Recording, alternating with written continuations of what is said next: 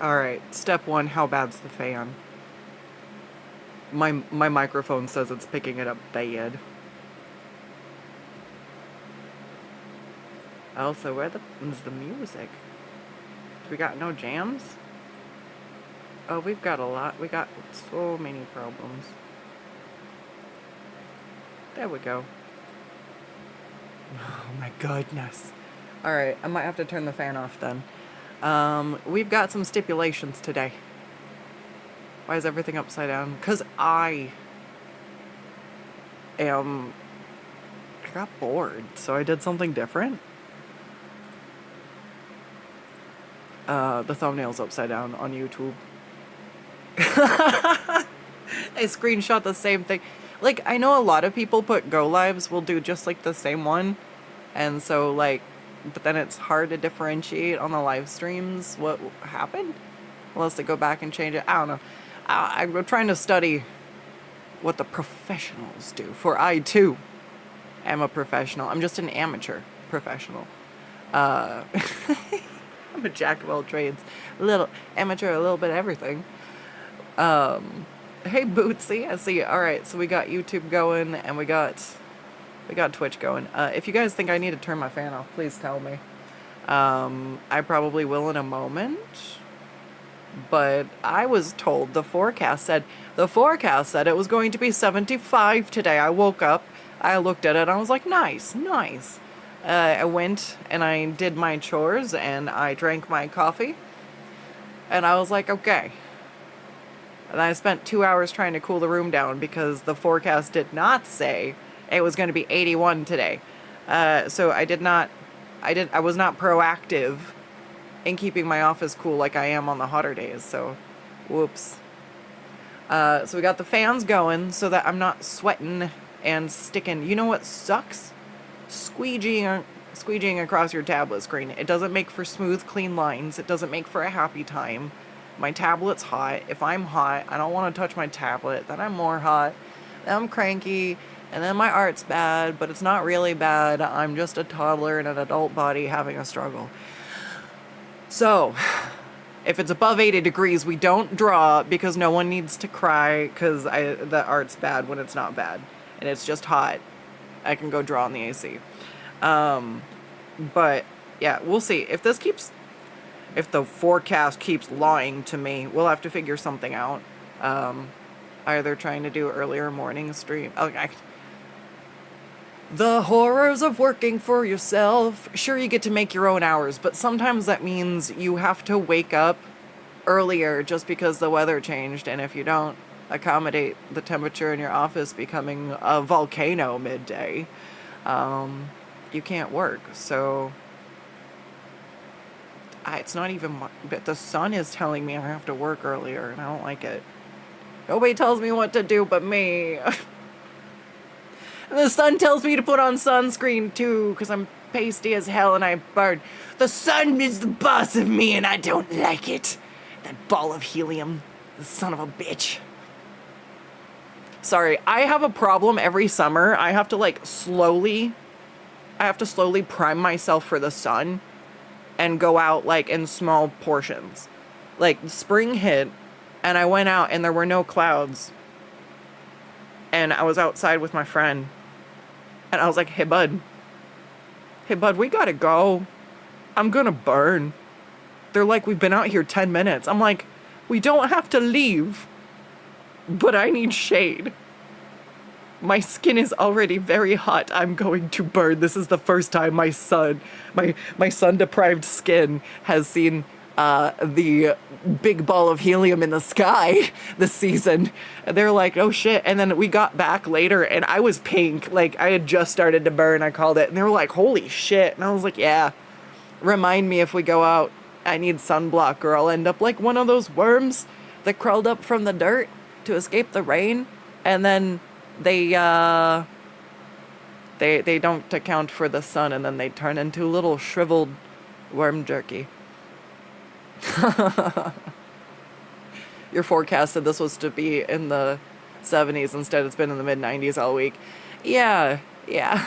Hey, Sheepy, how's it going over there on YouTube? We got Bootsy and Sheepy. I like it. Same satisfaction to some degree as when, like, everybody picks, like, a chunk of the rainbow on accident and their usernames are all, like, matching. It's good. Good times. Speaking of good times, my bard is not having a good time. Oh no, and my phone is not having a good time. Yikes. Alright. My phone's at 15% and my drawing ref is on my phone. It's fine. It's fine. We're just changing up a little bit. I like a lot about this. I just felt like I wanted to fix the stance. But yeah. Oh my goodness. Is the fan bad enough I need to turn it off? My anxiety is like going. Everything's too loud, isn't it? Is the music too loud? Is the fan too loud? I can't hear and I won't hear till I watch the stream later. And like, people leave when it sounds bad, obviously, and I don't blame them. But it's really difficult for me to do a sound check when I'm live. So. Oh, goodness. I am very warm, even with the fan going. This is a toasty day. We'll see how long this goes.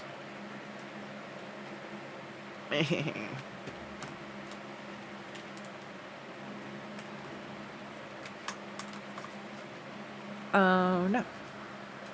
Oh my gosh. You guys, I got a new spider friend. He moved into my room. Probably with some of the stuff I brought in after I reorganized my studio. And he's just a tiny little orb weaver. He's set up shop in a... It's gonna be a bad spot long term, but he's fine for now. And he's out of the way. But he's just like this gorgeous, bright, like, reddish orange, like rusty color, you know? Like, I think it's a cross orb weaver, so that's kind of their coloration anyways, but he's like particularly vibrant, and he's so pretty. And he's picked right in front of some like a wood area. So, like, I have to move to kind of see that he sticks out a little bit, because he found, like, a spot that he basically blends in with what's behind him. I'm just like, hell yeah. Good job, little buddy. You match. You match the decor. Like, these spiders, they love me. They're like, let me just decorate. I'll just pose over here for you looking... Look, he's probably making sure that no more mosquitoes come and interrupt me during stream. You can hear the fan, but you can hear me just fine. Is it bad enough to turn the fan off? Alright, so I'm gonna go ahead and see about getting drawing here. Oh, what do I want to do? Do I want to scrap and start over entirely?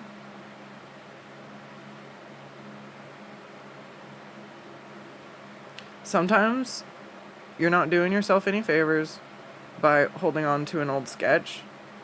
Use it as a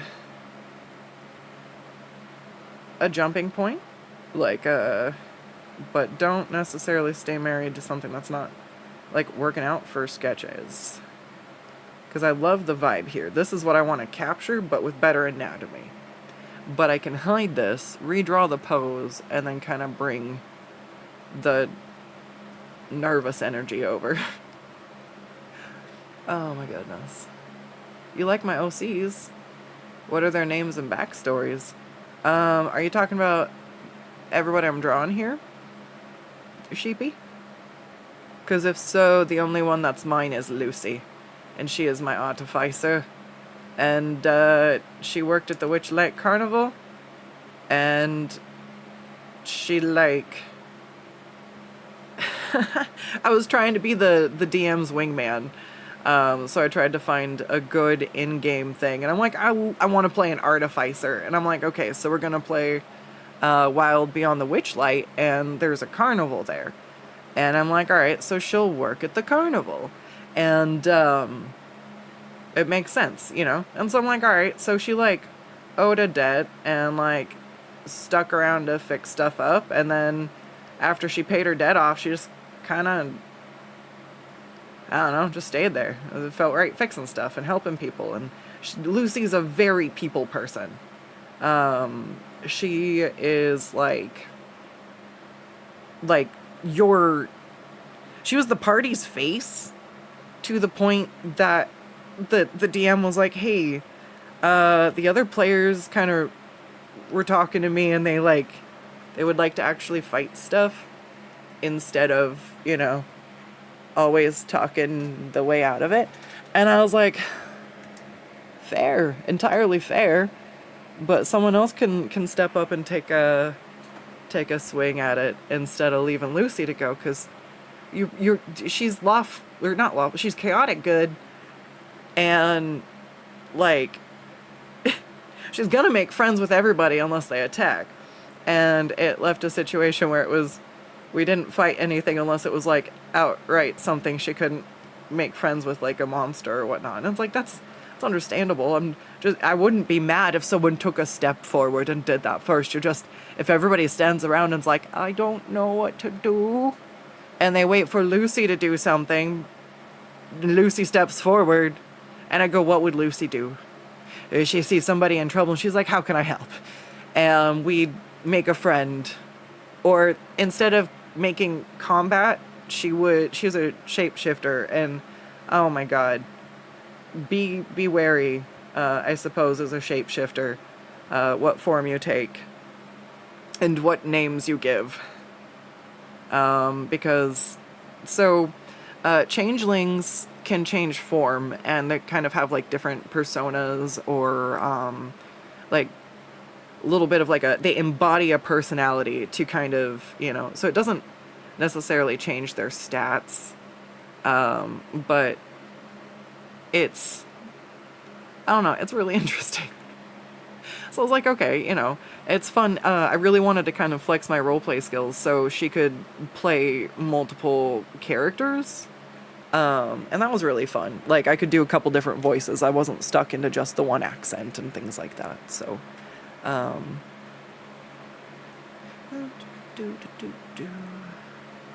she did kill a horse, though.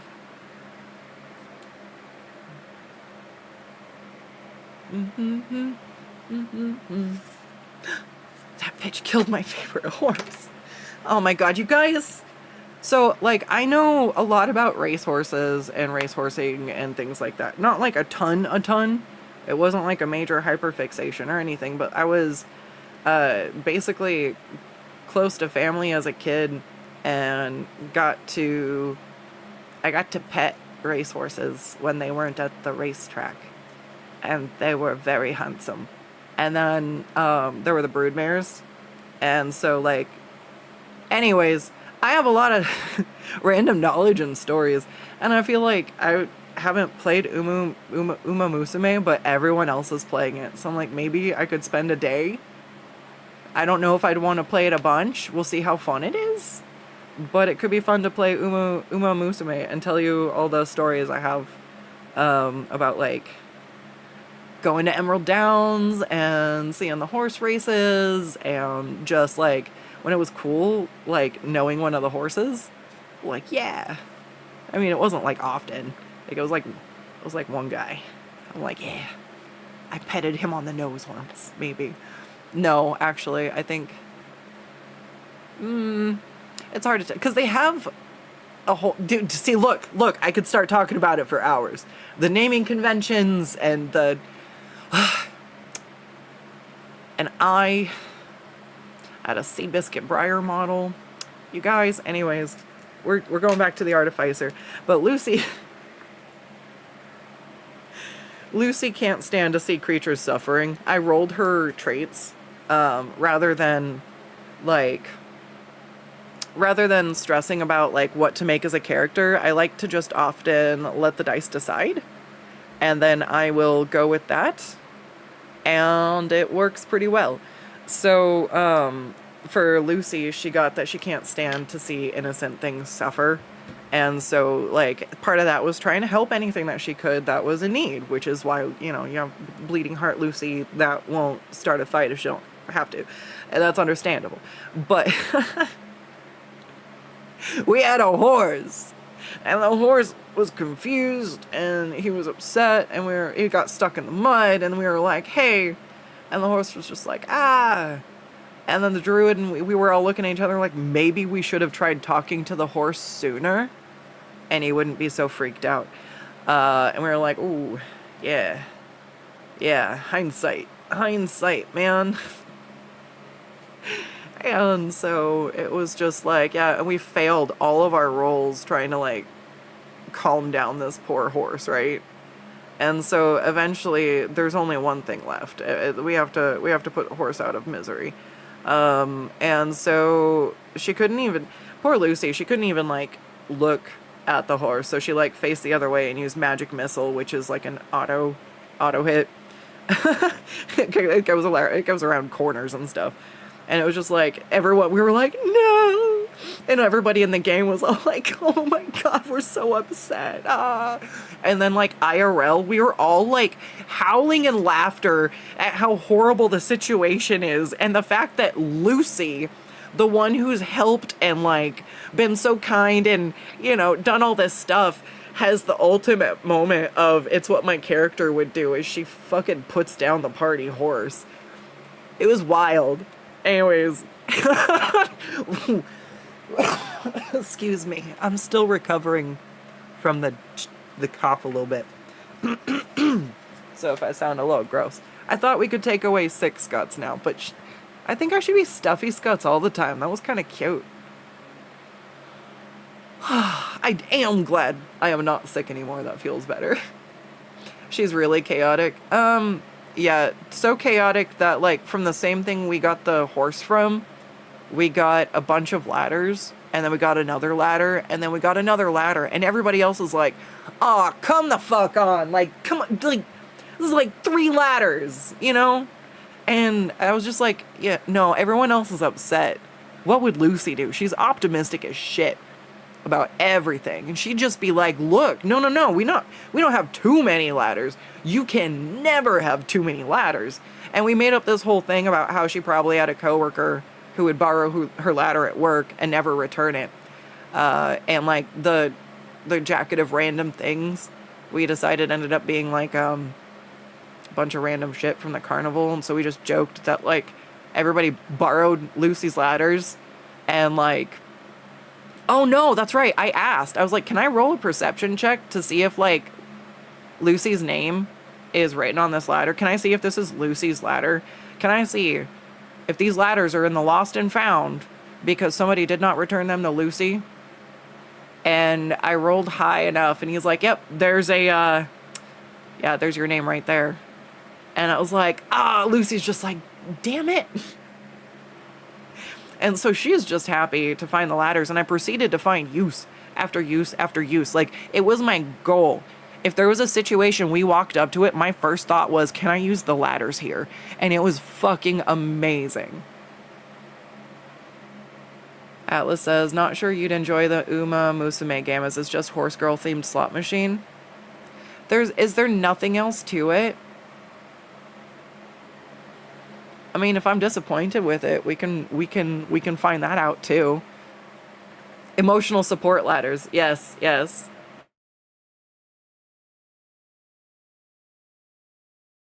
It became enough of a joke that Atlas was the DM. It became enough of a joke that that I got a unique feat. I got a special emotional support ladder that was an animated object, and of course I got as much use out of that as I could as well. So Lucii loves ladders, and that is canon, and it's because of the attitude to just say, like, fuck it, roll with it. Like, what's the most optimistic thing we can pull out of this situation? And that's Lucii. Like, I wish I could be as positive and as people-y as Lucii is all the time. But, oh, that's why I go sit in the corner sometimes and just decompress. I'm like, I can't. Although I would say it was kind of an amplified version of like the part of me, like the personality of like working with and for my customers, of that, like, you know, she worked for the carnival, and she loved the carnival, and so she wanted people to be having a good time. And actually she was part of the instigator, being like, hey, there's some shit going on here and stuff's not right, and I'm worried about the carnival and I want to go fix it. And so we did. Well, sort of. We started to. I'm sad the campaign had to come to a stop, partially because I had to step away. I just had a lot of stuff happen, and it's something that I think everybody should be really aware of when they're playing D&D. I don't think that you can do a wrong thing in D&D, but one of the worst things you can do is do nothing, or leave it up to like one or two people to always make the decisions. Because when I started to and like we already had this talk with the group and everything, but like I started to feel like a lot of the decision making was on me. And so when I had a lot of difficult stuff come up in my personal life, the game wasn't fun anymore, and it wasn't an escape. It was depending on me to move it forward and for us to kind of do stuff. And it meant that I had to step away. And when I did that, the game kind of also was on kind of a permanent hiatus, and that was the end of it. There was some other stuff that happened as well, but it was just kind of a combination of things. But I do love that I got to make a story with my friends, and that like I still have so many stories about Lucii and her time in the Witchlight. I'm trying to do this the wrong way. Why am I sketching like this? All right.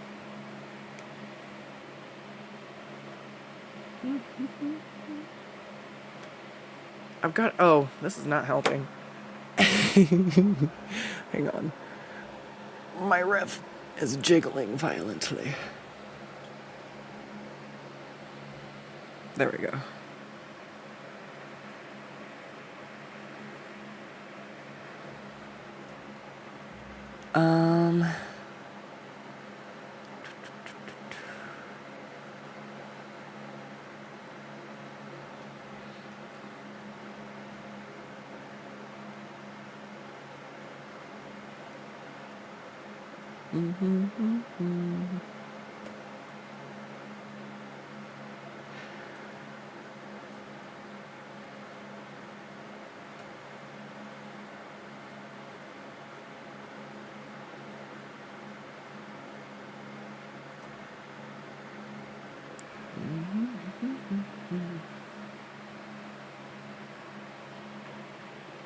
It's free to play, so sure to give it a try, but you believe Uma Musume is a virtual novel management game, but the main point is the gacha mechanics. I mean, if the other parts are okay, I might like enjoy it for a little bit.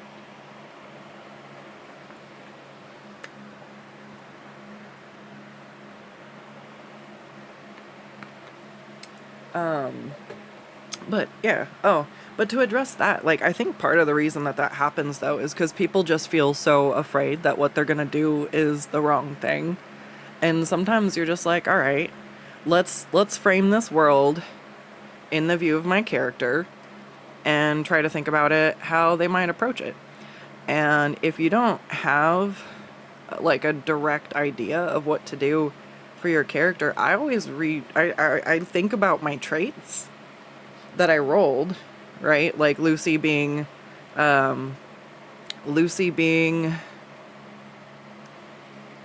not being able to stand to see something suffer. You can translate that different ways. And I spent most of the game translating it as she wants to help anybody who's in pain or struggling, you know? But then we got to the horse situation, and it's like, okay, so now this means that there's something that's stuck and needs a different kind of help. And it's like, okay, yeah, does Lucii have that kind of... Can she put Old Yeller down? And it was really interesting. And it's like, well, yeah, if the horse was stuck and we were just going to leave it there to die, you know, we're like, okay, yeah, sorry, horsey. But it was funny. It was definitely a very interesting, what would my character do moment. But of course, we kind of spoke about it out of game. I'm like, I mean, this is what she would do. Is everybody okay with that? And they're like, I mean, that's awful, but yeah, it's what else do we do? And like, we leave the horse here to sit in the fucking mud after we dragged it halfway across the bog with him having no idea what's going on. Do you know what that is? That is breeding a whole new big bad evil guy. We're gonna have some fucking pissed off horse entity covered in like dripping mud at the end of the game being like, you left me to die, now I'm here for your souls, ah! And I'm like, no, magic missile, magic missile, magic missile.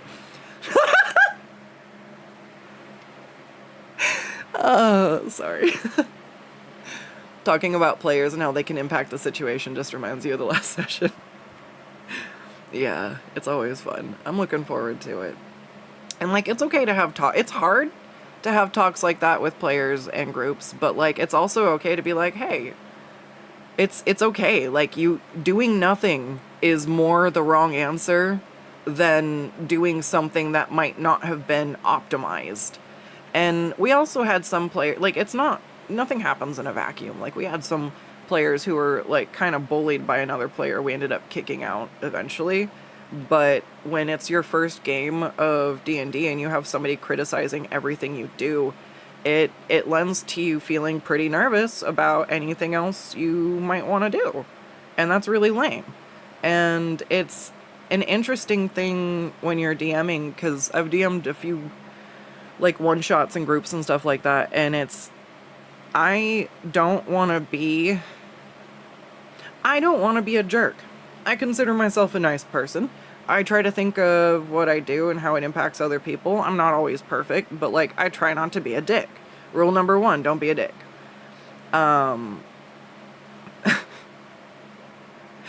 It's just like, so it's really difficult when you realize like, you're being more of a dick by not saying anything and letting another player bully everybody than telling that player to cut the shit out or step out of the game. And that's part of what makes a good game, is whether or not you have players who are working together. And like, people don't have to make perfect choices, and people can make accidents and weird mistakes sometimes and whatever. But if you're not having players actually set out to undermine another player's fun in the game, then, you know, it's a lot more fun. And unfortunately, there are people out there who like to go, oh, this person probably won't say anything if I do something that's, you know, and they kind of never starts out super bad because you'd kick them out immediately. But it tends to brew over time where somebody might start to kind of push some limits and some boundaries to see like what they can get away with. And so then eventually you're like, wait a second. And it has improved the game every time somebody has done the hard thing and either just spoken up and been like, hey, you know, this is what's been a little bit of a problem. Sometimes like with the leaving somebody to lead, it's not always intentional. And it's just a matter of being like, hey, you know, I don't know if you guys know, but this is putting a lot of pressure on me, and it would be a lot more fun if I had you guys to play off of and interact with, or, you know, and it's being non-confrontational is not necessarily a good trait, especially if you're wanting to be a DM. Because you might end up with players like that who kind of got the fun of the game, and like it's been very, very good. It's been very good for me because I like all my players, and I think we all enjoy the game, and we're all having a good time. So it's like I very rarely had to address anything, and I'm like super grateful. It's such a fun game. Why am I sketching the outlines again? This is where I get lost every time. I'm starting to sketch up. Like, it's like a ballpoint sketch. I'm like, wait a second. This isn't a ballpoint sketch. Also, what the fuck? Lucii got ripped. She is not that strong. No, she's not that strong. We actually have to, she's not muscle mommy. That's not Lucii's, that's not Lucii's strong suit. Because she's the fucking artificer with the Iron Man suit. That's her strong suit.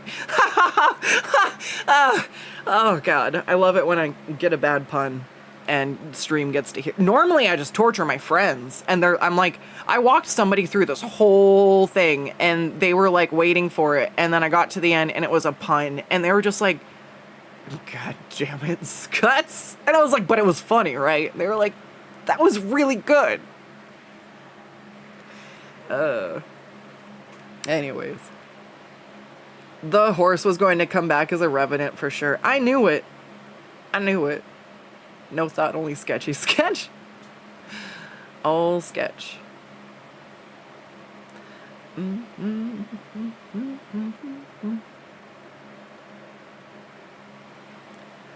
I said I was gonna give Lucii big boobs. I don't know if those are big boobs enough.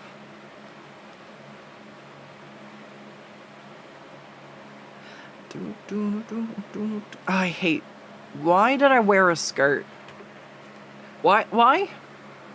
Well, because it's hot. That's why. Sorry, I took a fucking pose ref, half for the legs, and then I wore a skirt and one of my feet's obscured by a table. I failed my mission by about 25%.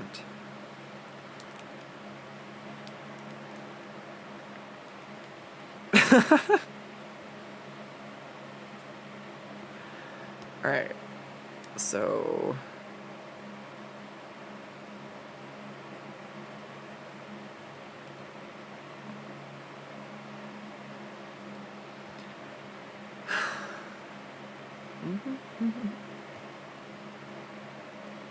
see, I need to just flesh out the things and we'll come and refine everything.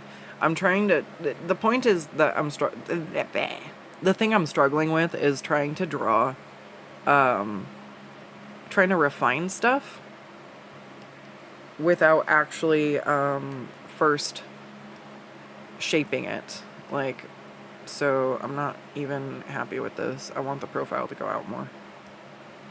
Where did my, where, okay. I thought my driver just failed. Oh no, I need to save, that's why. Oh.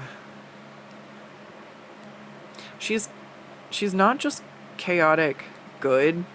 She's the most optimistic, chaotic good I think I've ever conceptualized.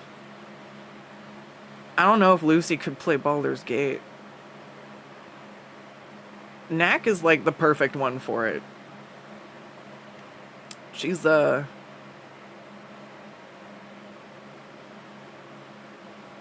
mean, I think that's why I chose her for the playthrough. I was like, Knack is a different... So I just keep remaking the same... So I have like 3 different artificers.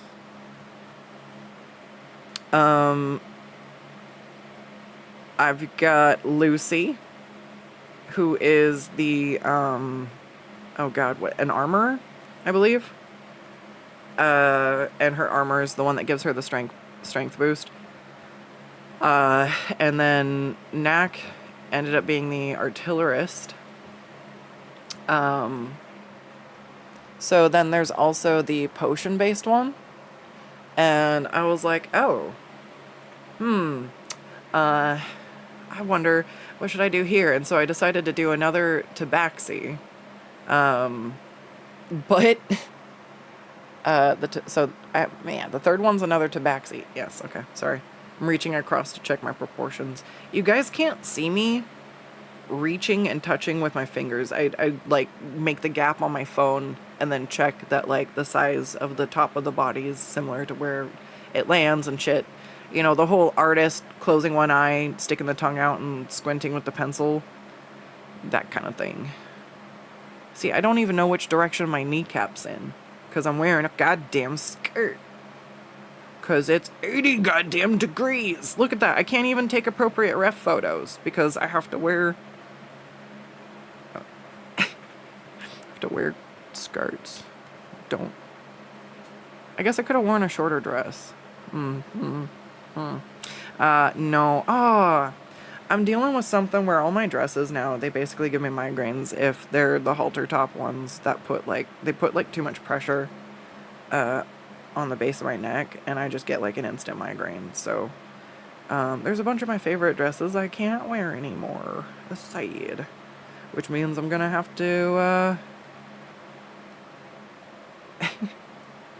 just gonna have to either modify the ones that I can still use, or it is time to get some new ones. Half of them are disintegrating, and I've had them for like almost 8 years or something like that. Like, they're so bad that one of them started getting holes in it, and I was like, oh no, I will repair this and I will patch it up. And then I realized that the fabric is like absolutely fucking frail as shit. It has seen the sun because it's a sundress. And it has definitely like lost the ability it had to stretch in a lot of the elastic. So the elastic's like breaking, and like where the fabric has holes, I can't sew it, or the thread makes the hole way bigger, or makes new holes if I go out farther even. And I was like, okay, all right. It's time to take a scrap or two of the ones I like the color palettes of, and like would like to... Oh, hang on. 1 second, we're gonna BRB.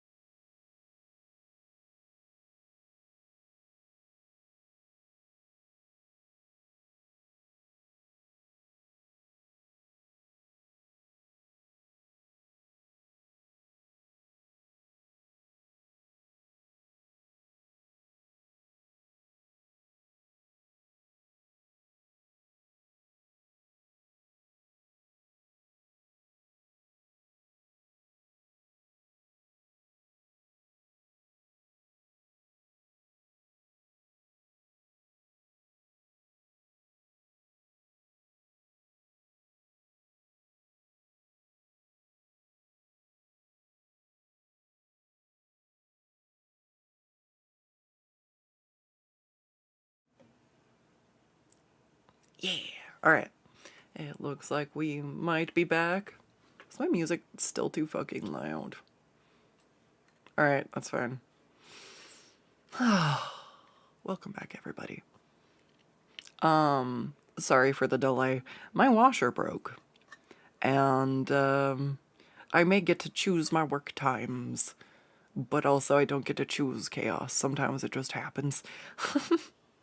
So I had to facilitate some communication, and I'm going to be using my rebooting. I'm going to be using my artificer skills on the washing machine to see if I can see what it's doing. No, I'm not. I'm not going to try to fix it. I'm just going to observe it, actually. So I don't know if it's my artificer skills. Although Lucii Latruci, we called her Lucii the Doocy because she made that joke and then rolled a 20 on a perception. I'm like, so the dice say this is the way. All right, so this is. Okay, so you've got to witness the bane of my fucking existence as an artist, and what I love the most about digital art. As I shrink this a third time, the amount of times traditional art I draw way too far. Like, I can't scale correctly to the fucking size of the page. And there's easy ways to keep a sketch I'm happy with and slightly tweak it, adjust it, make it fit the page better. Just,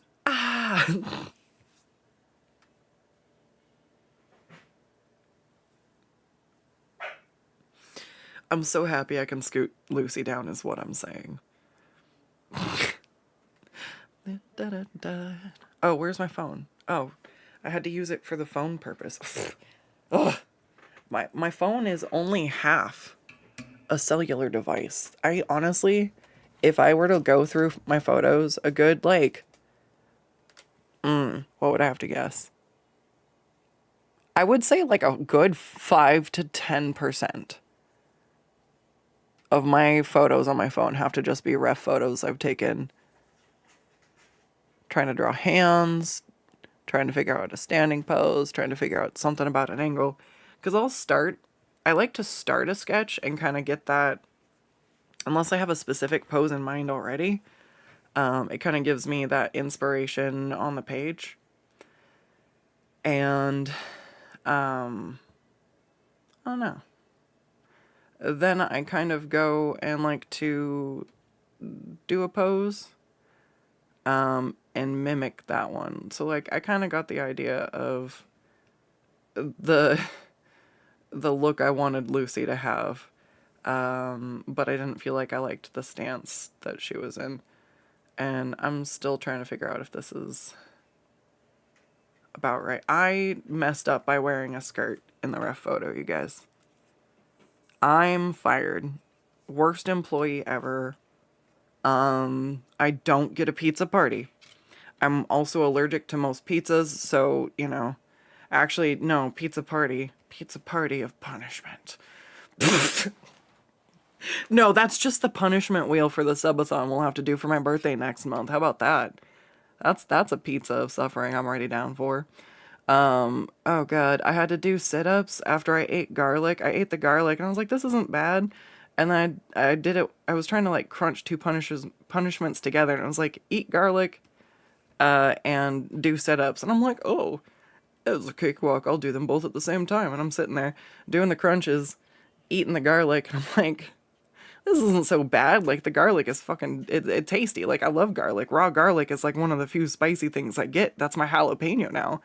And then after I was done, I sat down and I was breathing a little bit heavy from being so fucking overconfident with myself doing the sit-ups and, trying to catch my breath while just having eaten raw garlic. I suddenly realized the mistake I made as my mouth caught fucking fire. And I was like, oh, okay, there we go. There it is. There's the spicy. There's the kick. Oh, shit. Yeah, Jelly Bean gets the Employee of the Month. I have to give it up to Jelly Bean. All right, so let me see if I can fix this with the transform tool, because maybe. All for you. Um, I'm mad. I wanted to go visit my mom today.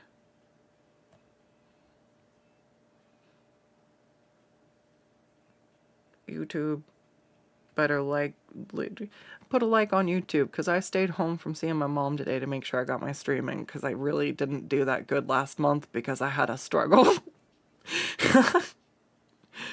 uh,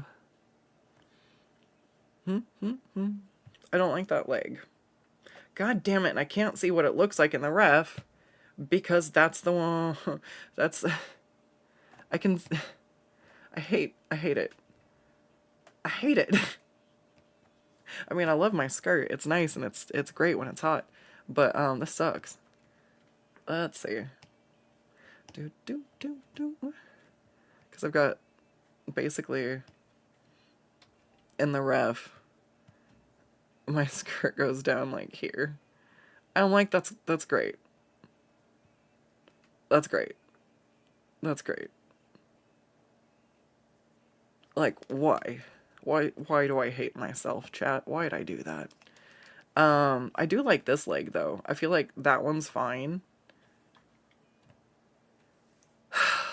I'm gonna have to retake a whole photo just for one leg, and sometimes we do. That's what we do. This is art.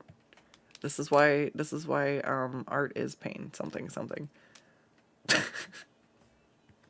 like, why do I have to redraw this again? Aww. But the more times you redraw something and get the practice in, the better you get.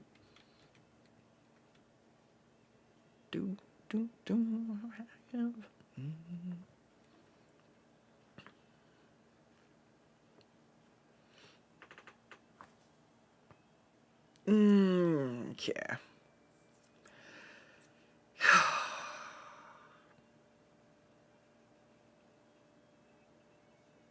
She's supposed to be, like, closer than everybody else.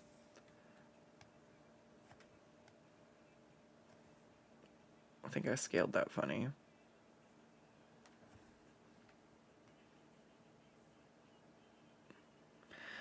I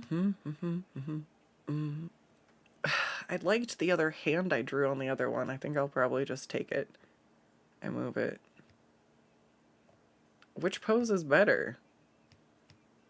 I mean, I think the one with the ref has a better...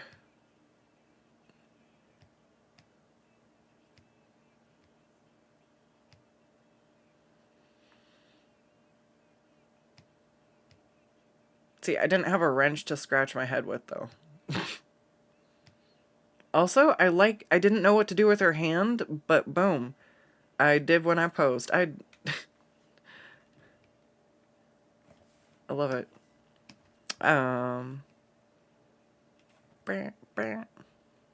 Man, this song just always makes me think of the goddamn Coneheads. I love it.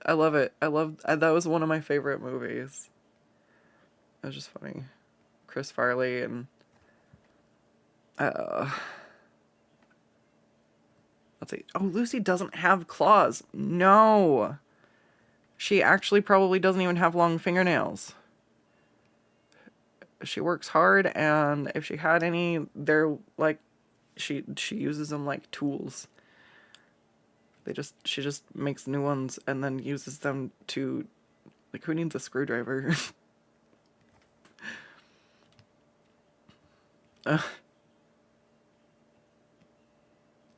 Oh man. Okay, way back in the day, I never did acrylics, but I did shellac on my natural nails, which is like just like a thicker paint that is cured with UV, for like just nail layman terms without getting into crazy detail. But it made my natural nails, strong enough that if the screw on something wasn't very tight, I could use my nail to unscrew something. But that was also when I was healthy and didn't have some of the problems I have now that my nails are not as strong as they used to be.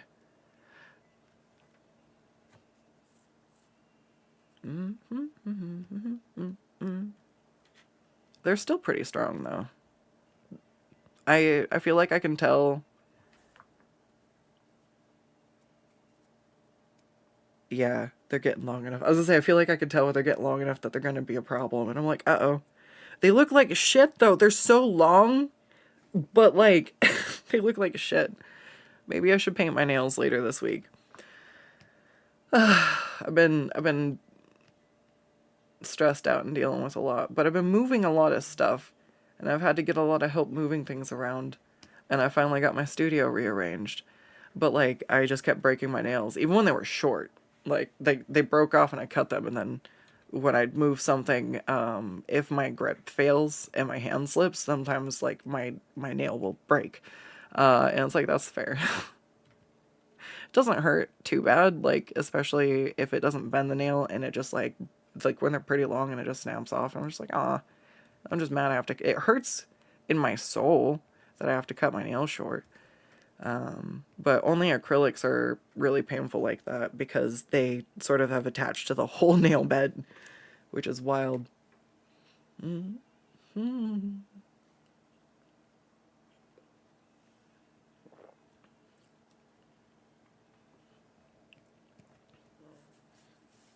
How tall is Lucii?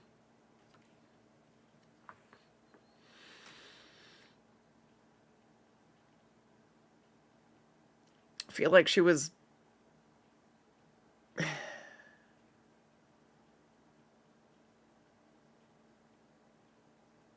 Shit, do I have to go pull up her character sheet?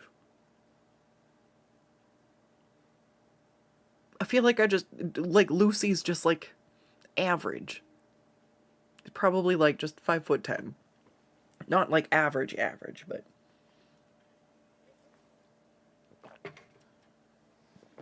She has to be able to reach some stuff as a mechanic. Or she's really, really short, and that's why she needs all the... No, everybody else is short, though.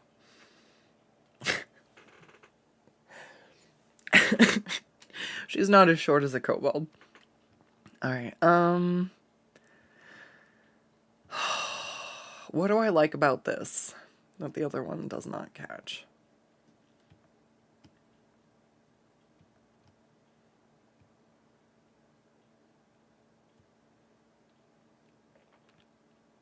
If I put her arm down, the pose isn't as dynamic. I think that's what makes it look fun. But also, I didn't... Maybe... Oh, shit. Her hand is so much further away from her face than mine. I should have grabbed a hammer. I should have grabbed a hammer. This is what I get? Alright, so... Besides that, I said she was gonna be busty. So we're gonna go from modest bust to... God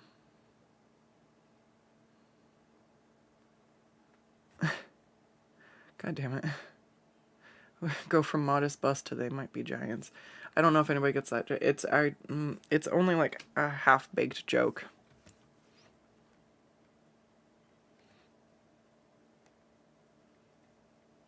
You tell me if I'm funny. That's your job, chat. I'm gonna sit here and pout about my dumb sense of humor and the jokes that don't quite make it. But sometimes I'm like, I don't know, when it's a fleeting something, I'm like, I'd rather try to make the dumb bad joke. Because sometimes it's one of those things where it's funnier in my head and then I say it and I'm like, no, that didn't quite pan out. But modest bust, modest mouse. But I'm making them bigger, so they might be giants, which is another band. But there's no boob pun in the giant. They might be giants, except for it's about the boobs, so I don't know if it's actually... Anyways, thank you for listening to my internal thoughts externally. This is the life I live. Just overthink everything constantly. I'm sure, you know, that's the recipe for being a good comedian, though, is knowing how to workshop a joke and make it actually funny. The reason I'm not a comedian is because I like to draw boobs more than I like to workshop my jokes. Maybe it's my own problem. But you know what? That's why everybody does different things, you know? This is my jam in life. I've been drawing for as long as I can remember. And every time I'm frustrated, it's only for a little bit, and then I figure out what's up, and I'm like, oh, okay. Let me try to fix this. Usually, it's when I stop feeling like my art's rewarding and I hit burnout. And for a while, being buried under my backlog is one of the things that was doing it. And it still can. I still feel sometimes like, even if I did get completely caught up, then it would just be the next thing that made me get behind again. And that's a really rough feeling to deal with, and that will make you feel really miserable. That will want to make you give up so fast. And so you just can't think like that, not to be successful. You have to figure out, like, what is something that you can change to then no longer feel the ways that are making you want to give up. And so for me, it was the fact that when I got behind, I would take commission, spend money on bill, and then get sick, get hurt, whatever, and the money is gone, and then you still have the commission to pay, right? And so a lot of people fall flat here just from go because their motivation might only be money. And so then once they've just got a bunch of owed art on their plate, they'll ghost people because they can't even find the motivation to finish it, or like they're just, you know, they were probably never cut out for it in the first place, because once the money's not there, your motivation's gone and you can't use that as your driving force. And like, I just really enjoy getting to share my art. I enjoy getting to see people's characters come to life. I like making people happy with what I do. And so even when I feel really overwhelmed, a lot of it's overridden by the fact that I just love what I do. I love drawing art, and I love getting to share it with people, and I love making people happy. Like, that just, it makes me feel like I'm doing what I was meant to with my existence. Like, and I feel really grateful that I'm able to even have that. Oh, God damn it. I started assessing something and then I completely lost it. I was staring about boobs, talking about boobs, and then we got real existential. Anyways, oh, and I was talking about getting behind, and yeah. So, one of the things that's, no, we're coming back to this because it's actually really good. So one of the things I've finally figured out is that, I really do enjoy spending longer on large pieces like this. This is a big piece and it's going to take me a while to complete, and my customers understand that. Also, I love them. Like, this is my character, and we've got a split commission where, like, one of the commissioners has basically paid for my character to be included in the picture. And it's like, it's a fun way for me to get to interact. Like, in this case, they're all a bunch of fun bards, and Lucii is by Panic incarnate, because if she didn't have any flaws, she'd be unstoppable. And, you know, flaws make people interesting. So anytime the party came around a really cute girl, or even just like a girl that Lucii was like, oh geez, she would just like clam up, and any charisma she had was just gone. She was like, hi, Where's, what do you mean? Where's this Lucii? And I'd like just be like, step out of a bush as somebody else because she was a changeling. Another reason to not be a comedian, easily losing your spot in a conversation.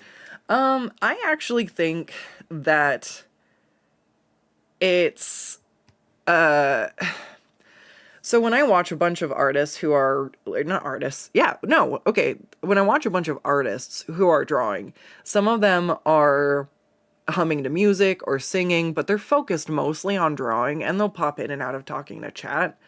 I tend to lose my thought way too much because I am also drawing. So the second I'm like, well, also it's hard for me to, you know, we go on some tangents, some side quests, trying to get to the point sometimes. It's okay. But essentially, oh, I feel like I really, have found a balance with being able to do larger pieces like this.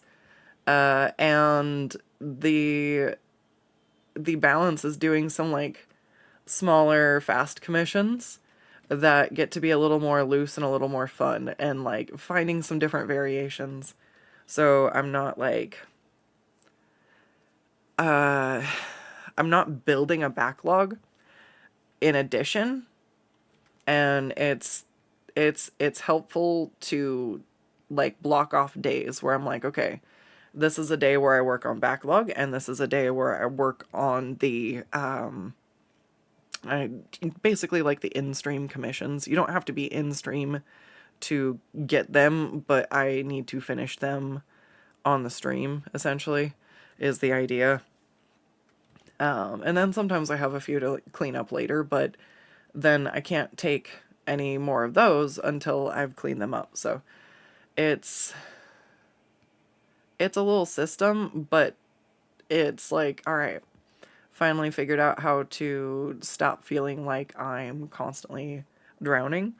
And then things like support on YouTube or getting people on Twitch who are subscribing or using their Amazon Prime, and like you guys supporting me while I'm drawing. Those things really help me, and it's like it's fucking awesome. But I hope to get monetized, and I hope to I've been doing so much IRL. It's been a really busy year for me, and I've been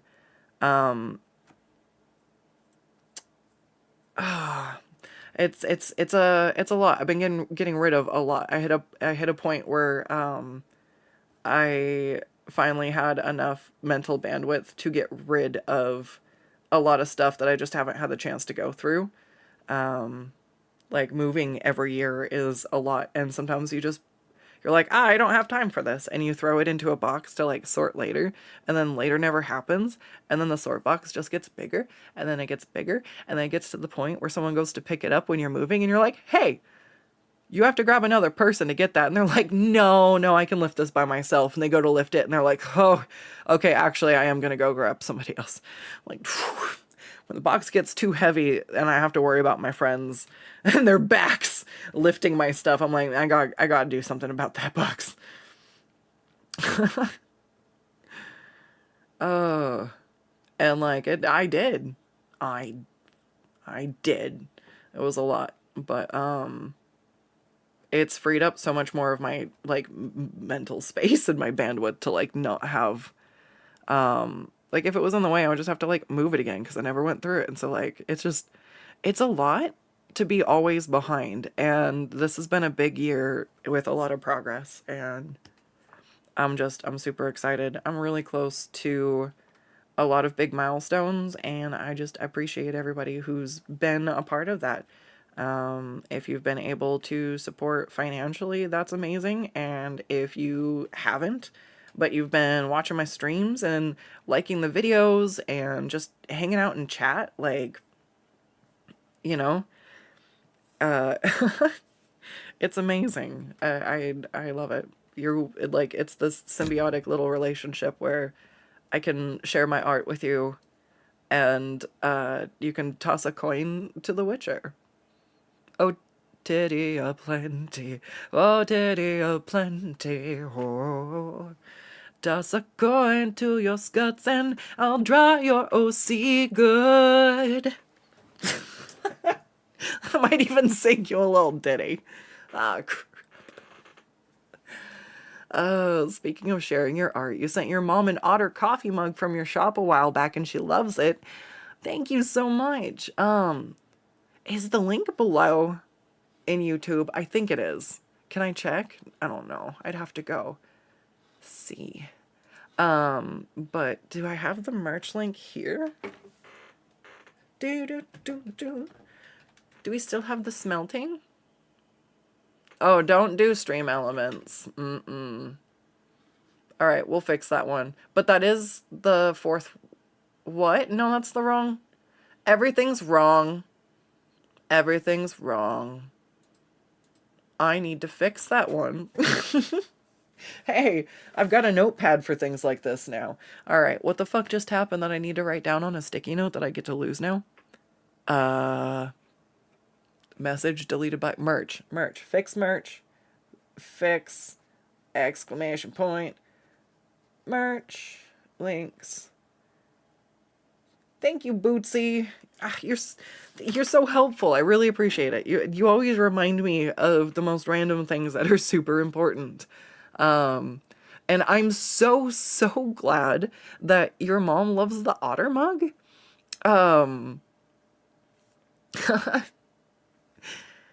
It's funny because my mom is the reason I made the otter mug. I don't know if you were around then, Boots. Yes, no, Boots, you've been around for a long time.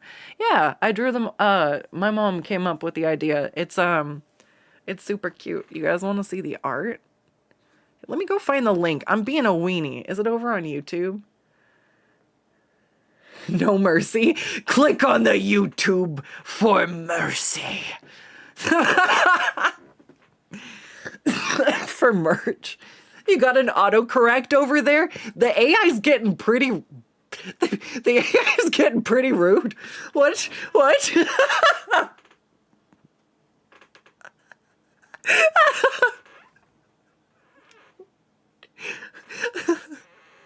Why are you following Skuttz? I don't know. I got bullied into it.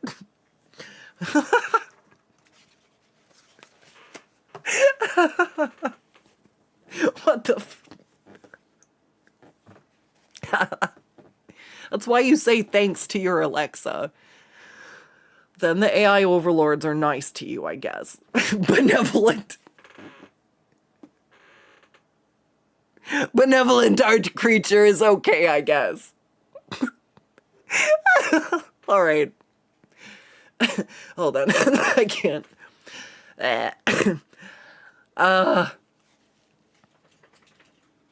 Lame. This is, wait, hang on. There we go. That's a little more appropriate for how I sound right now.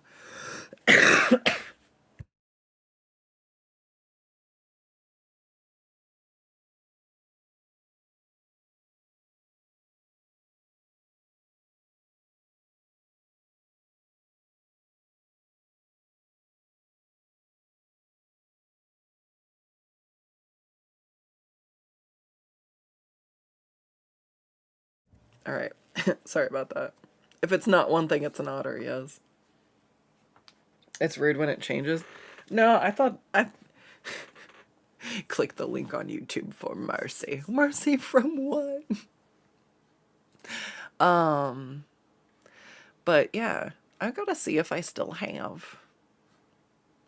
No, it hates me. That's fine.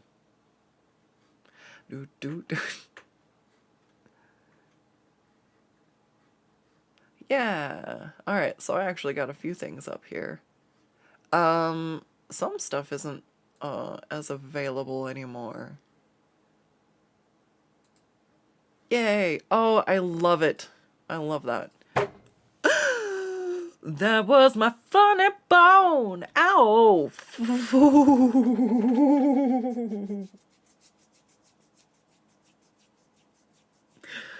Oh, that was spicier. That was spicy. All right. Now that we are sure we're alive and this is not a dream, because ow. Ah, shake it off. All right, there we go. I've sent the link now. I did it manually. There's buttons I can do to save these for later too.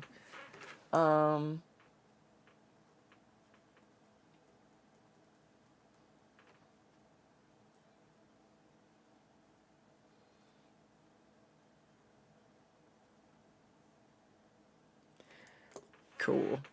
I've been doing a lot to try to make my setup more streamlined, so all right. I think so that was my original pose. This is where we landed.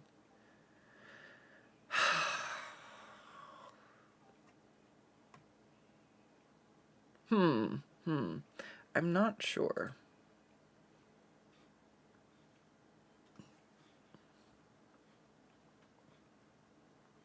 All right, I do like the upper body. I need to figure out what I'm doing with it.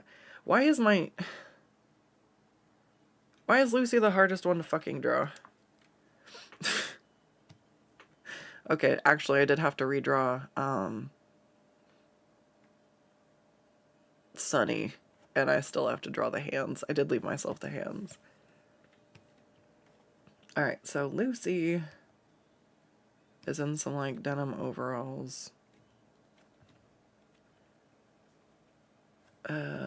Let's use a darker gray. All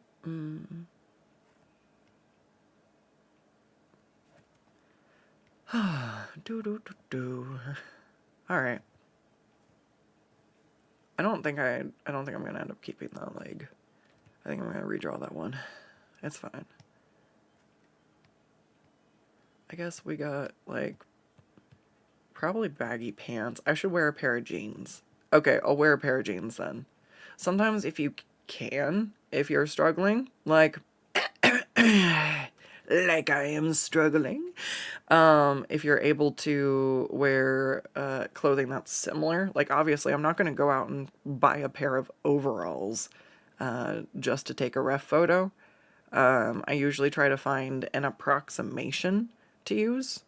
So something that's a similar size, shape, texture. So in this case, I could wear like yoga pants or something, right?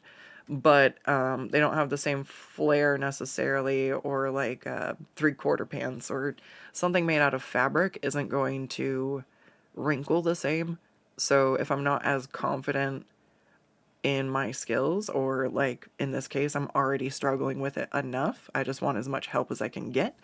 I probably could just use a regular, any pair of pants I have, as long as I can actually see where my legs go. My mistake was wearing a goddamn skirt when I needed a leg ref. Yeah. I'm gonna have an employee meeting about that later. Jellybean's gonna be Jellybean, write that down.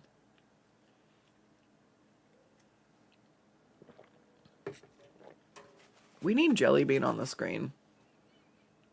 Do you think putting a spider on my stream would scare people away? Forget, would you still love me if I'm at work? Would you still love me? Would you still love me if I had spiders?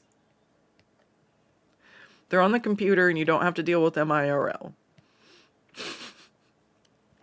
But could you deal with a jelly bean? Or if I made chat if we had a cupcake. Little tarantula. Despite our rage. I used to sing this song to my rats.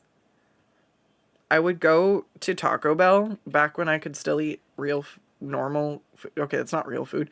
When I could still eat whatever I wanted without repercussion for food allergies. I would get Taco Bell on paydays sometimes.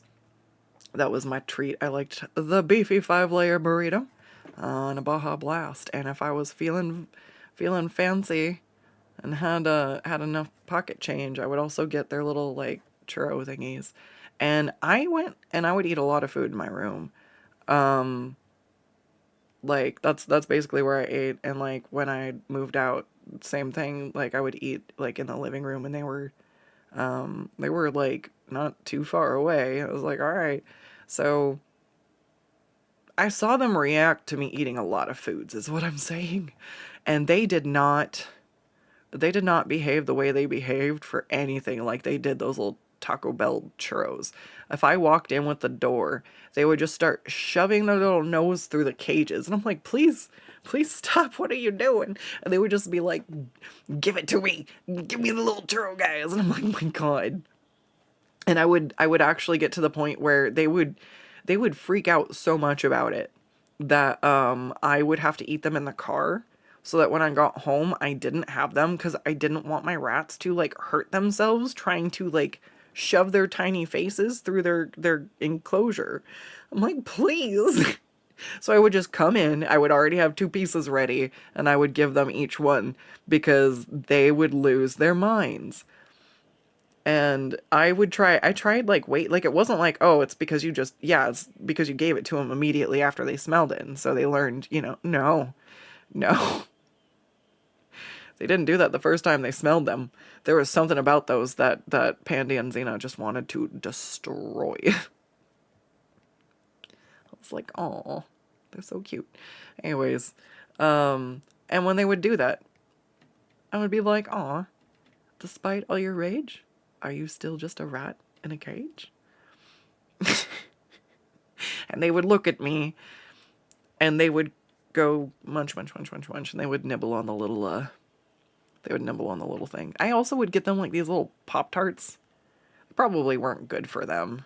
That's the only thing that makes me sad. Like, I know the treats were cute, but I feel like they don't really, like, oh, they're just little pets. And so, like, I don't know, that, like, the treats are necessarily always healthy, or, And so, like, I tried to give it to them limited, because I'm like, I didn't know how much, but they loved it. And I'm like, if I had rats again, I would definitely make them little treats, like mini treats, and either dehydrate or like freeze dry them or something.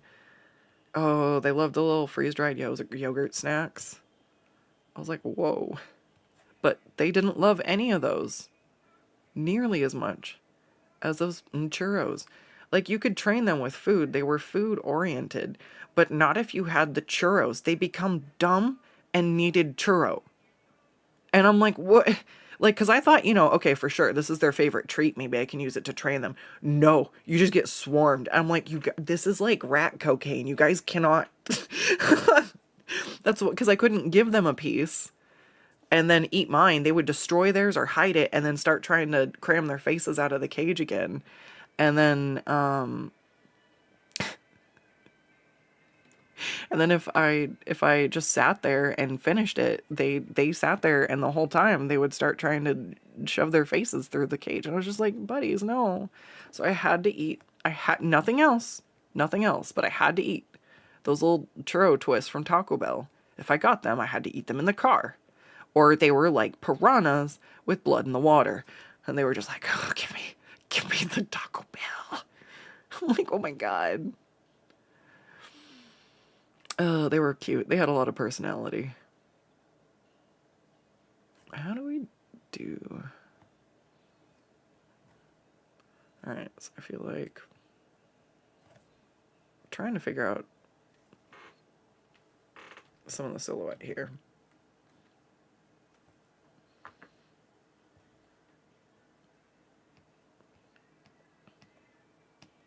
I feel like I'm gonna have the biggest problem with this. We might just have to move to a different commission for a little bit, or work on a different part of this one, and just leave Lucii alone for a second, because I'm starting to struggle with trying to see. I think that needs to be up. I don't know where stuff is supposed to go.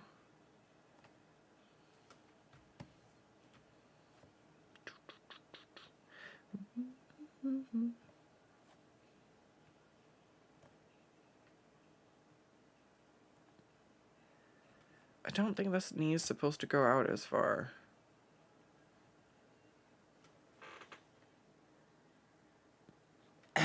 Leg. Alright, that's fine. It's about not giving up, not about getting it on the first time. Perseverance over perfection. Whenever you get frustrated, there you go. Just sing that to yourself. Just remember, if you didn't get it this time, you got it next time. What's happening? Alright. I forgot to save. Hello, Night Gabs. Hello. How is it going?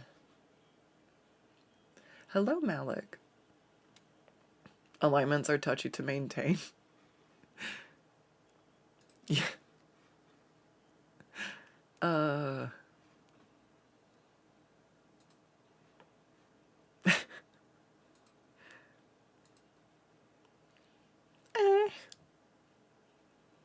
I mean, this is kind of.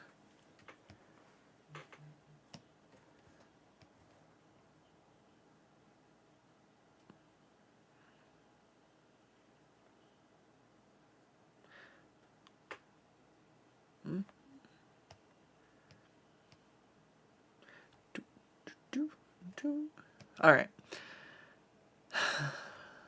What do we want to do here? Oh, I really do feel like having the hand up further looks good.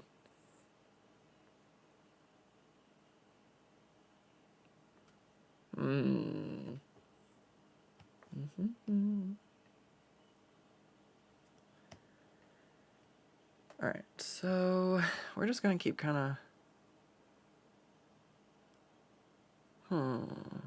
fucking around. Yes, yes. Some of art is exploration. Like, you don't know until you try stuff. And you do find success through failures, because then you find routes by finding out what doesn't work. If that makes sense.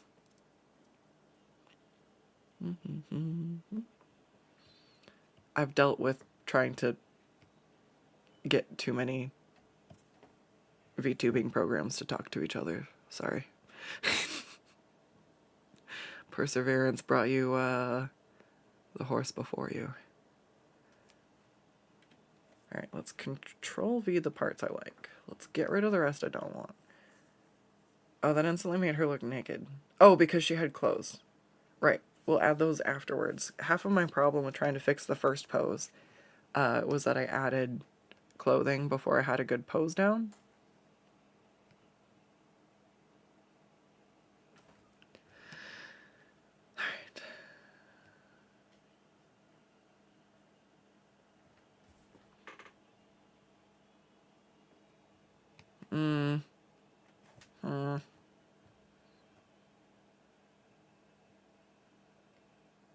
Can I do anything else different with this?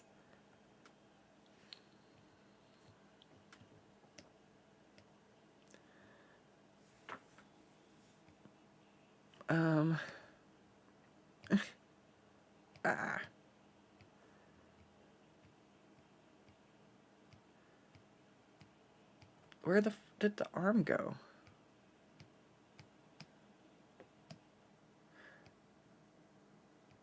Oh no.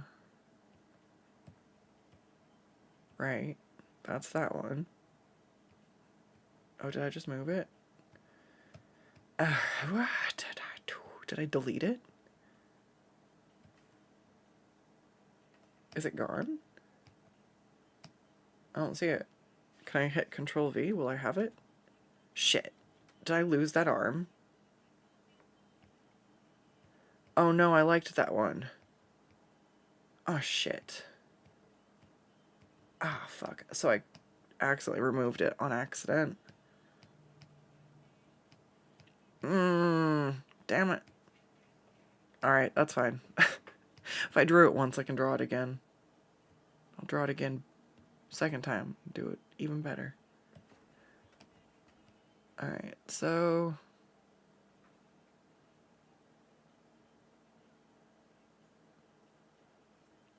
she's not going to be able to actually have her arm. See, but part of what I liked was the way that was, oh,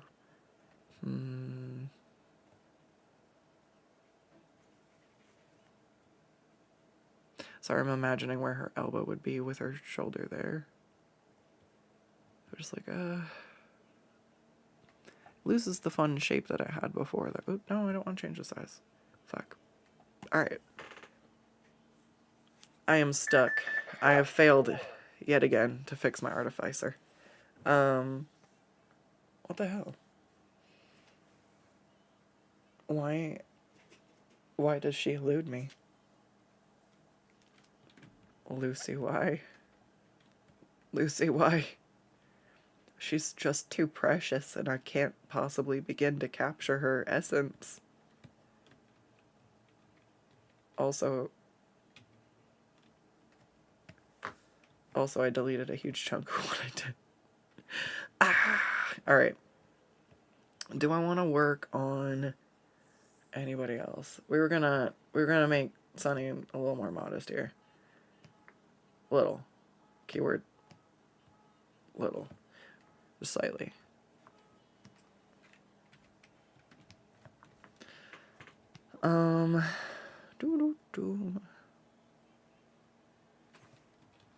So, I don't know. Let's see. I'm trying to think if I have any other stories. Anything else interesting happening. There's been a lot of chaos. A lot of stuff going on.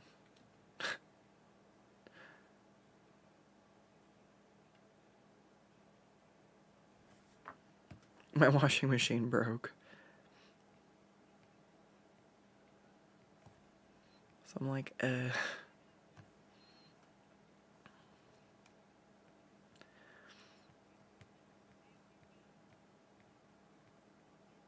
Thankfully, it should get dealt with pretty soon. It's just, Alright, I think that looks better without having to do too much. Because this is...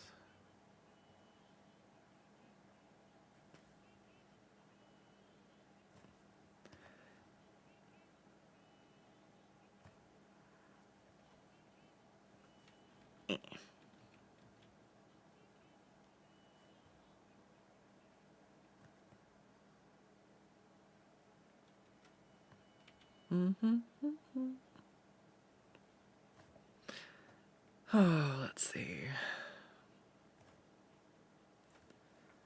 We're getting really close. No, not really close. We're getting closer to finishing Baldur's Gate, though. I don't want to take a break from it because I feel like I'm at a point where I'm like, after, it's like this part's really hard for me. We just went through all the big action, the adventure, like fighting people, and now we're like in a town. I'm like, oh my god. We're trying to find the clown, and I'm running around in circles in a spot, and I'm just like, where is this guy?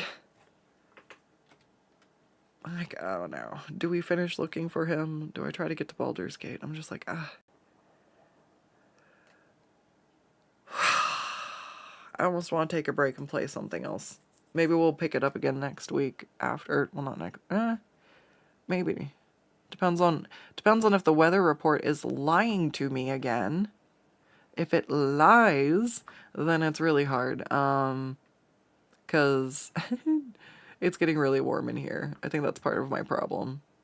I am pretty sure it's warmer than I can function at. Actually, let me check the thermometer.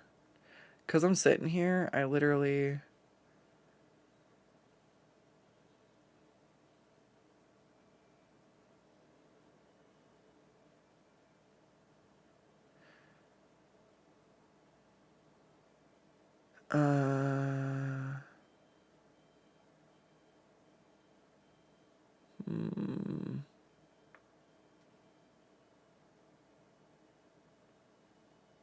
It is cooling off finally. Let me see. So it means it finally won't get too hot in here. It won't continue to keep microwaving me. That is good. The trials and errors of art, but hey, sometimes you don't know until you give it a try. Yeah, honestly. It's like my favorite thing about trying to mix mediums and like do cosplay is that you can come up with some cool stuff just by trying to solve a unique problem. And it's like, oh shit, that's neat. Oh my goodness. Alright. How long have I been doing this? I've been drawing for an hour of drawing.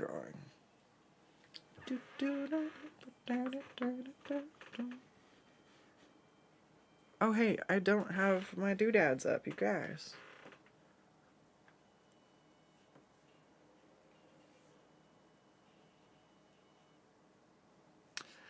Alright, yeah.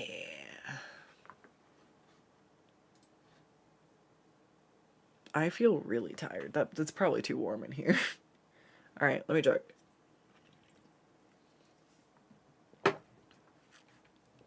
I've got cold water. I've got some iced tea. Alright, let's see how hot it is.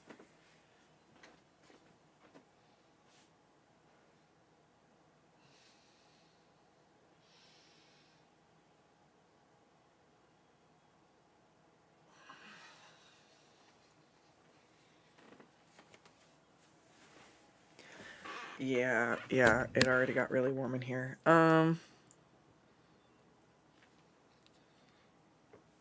I can take like a 5 to 10 minute break and cool my room down and we can keep going. Otherwise, I'm gonna have to stop. So I can definitely cool it down enough in here. It's just because my office plus lights equals warm. So if I just open the door and let the heat exchange into the rest of the house, it will cool off in my room significantly and I continue to work for a little bit longer. I can probably go for about another hour. So if you guys can handle like a 5 to 10 minute break, I can stretch, I can get some water, use the restroom, you guys take a little intermission break too, and we can reconvene. If I don't want to continue working on this commission, I will be continuing on to something else, just in case this one isn't quite going any further today. I'm mad. I'm having a bad art day with my own OC. Everybody else is looking fabulous. Lucii literally is so nervous that I can't draw her. Like the bipanic is so hard. She's so nervous. I literally cannot draw her on the page. Like Lucii, please, I beg you. All right, you guys. It is 6:04. So I'm gonna go ahead and start a couple of timers real quick. I'm gonna run a 3-minute ad break on Twitch so we get that out of the way. I don't know. I haven't seen another thing. I forgot to start the timer last time. I need to have the timer and the ad break on the same page, I think. Alright, cool. Yeah. Alright, so we're gonna, yeah, I can tell it's way too warm. Skuttz is melting. Oh, I'm not wearing my drawing glove. Because it's hot and I don't wanna. Oh, Lord, you guys. Alright. Get your shit together, Skuttz. Let's do this. We're going on a break. We're doing the things. I'm opening the fan. Oh my god, it's too warm. Alright, opening the room. Fan. It's like 81 degrees in here.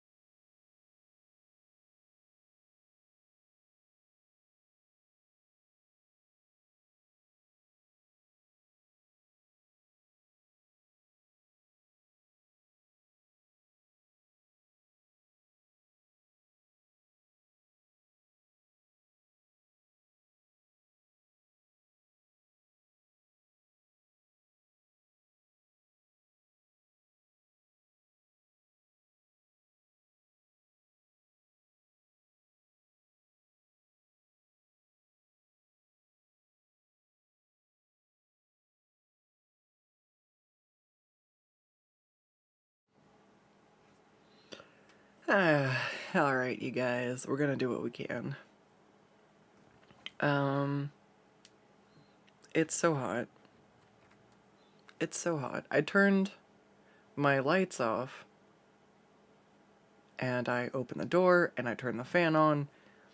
I got some nice cool air in here from the house, and as soon as I shut the door, and I've got the fan off so that it's not loud. Oh my god, why did it fall over when I said that? Was it offended? I'm sorry. I mean, I accept that the fan has to make noise. It's just that while I'm streaming, it didn't have to be dramatic.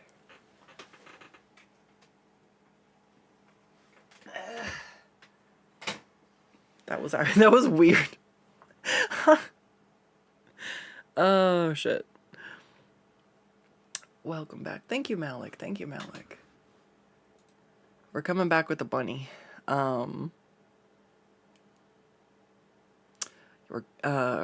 Gosh, yeah, it's already getting warm. As soon as I can feel it coming from my like computer tower and my lights, so we'll see. It does look like it's gonna cool off really soon here.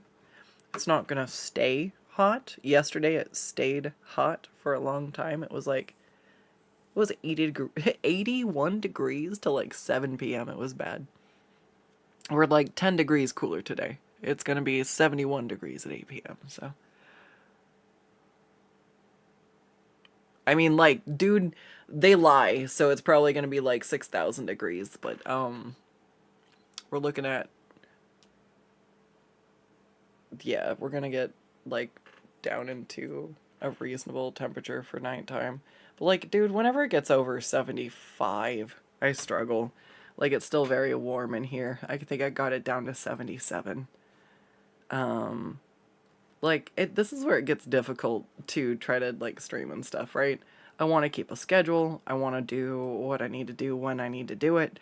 And then stuff like this comes up where, like, my room is unreasonably hot. My studio is just, like, hot.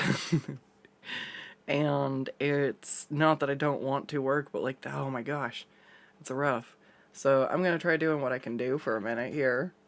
But I think I maybe only bought myself another 20-30 minutes, which is awful.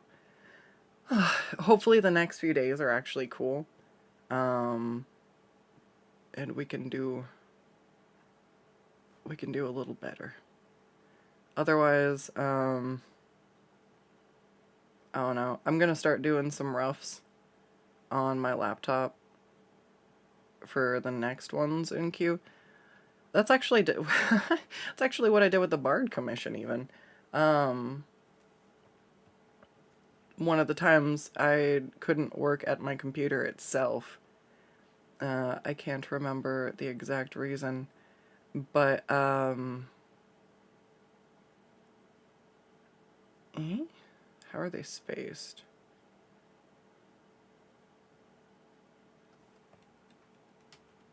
Sorry, we're doing mental math here. I forgot what I was fucking talking about. Oh my god. Lucii.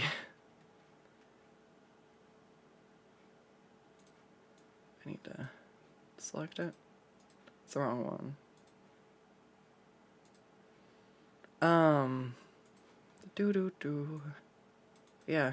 I did the Bard rough on my laptop.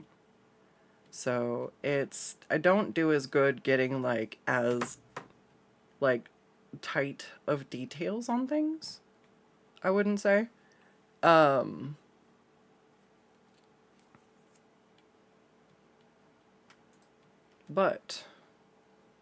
oh, why are we doing this? Is it this one? What do we do? Different button? Do we not do another one? Where is it? It's this one. Alright. God.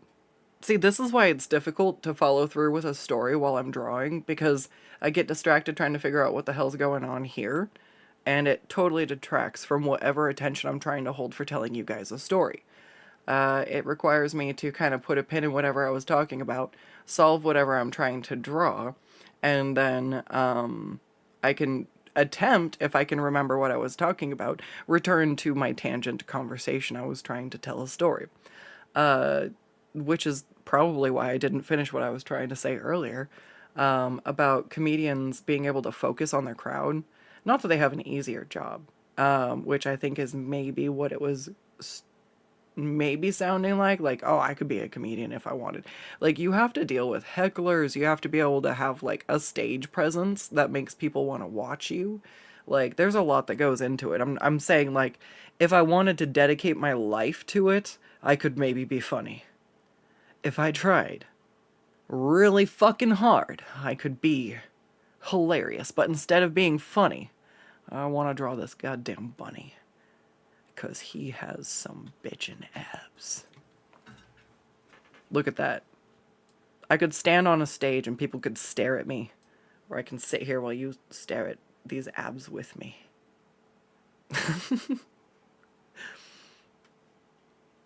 My goodness. Okay, I need to change the weather updates. Like, yeah, it's actually, like, 78 degrees now for the next 2 hours. I'm like, sure. I'm not listening to you anymore. It's just gaslighting me. The weather app. It's like, it's gonna cool off. It's gonna cool off. I promise it's gonna cool off. And then, like, the numbers never go down, man. Right. Where's my... We don't need that. Oh, I don't need that. I don't need that. Dude, see, that's how distracted I am when I'm trying to complete stuff. I'm like, shit, I remembered I needed to pull up the ref. And I totally forgot the ref is for Lucii, and we're not working on Lucii anymore right now. We're taking a breather from that. But a lot of the streamers who do well, or a lot of the clips you see, sometimes it's game clips that go funny. Like, oh, look, that funny thing that happened. Oh, haha. But usually they're on just chatting screens and actually having a focused conversation with people. And it's definitely different when you're not trying to shift your focus to other things. Games still distract me sometimes, but I feel like I'm still able to keep a better track sometimes. Maybe not. I don't know. Alright. Big stretch. One more. Big stretch. I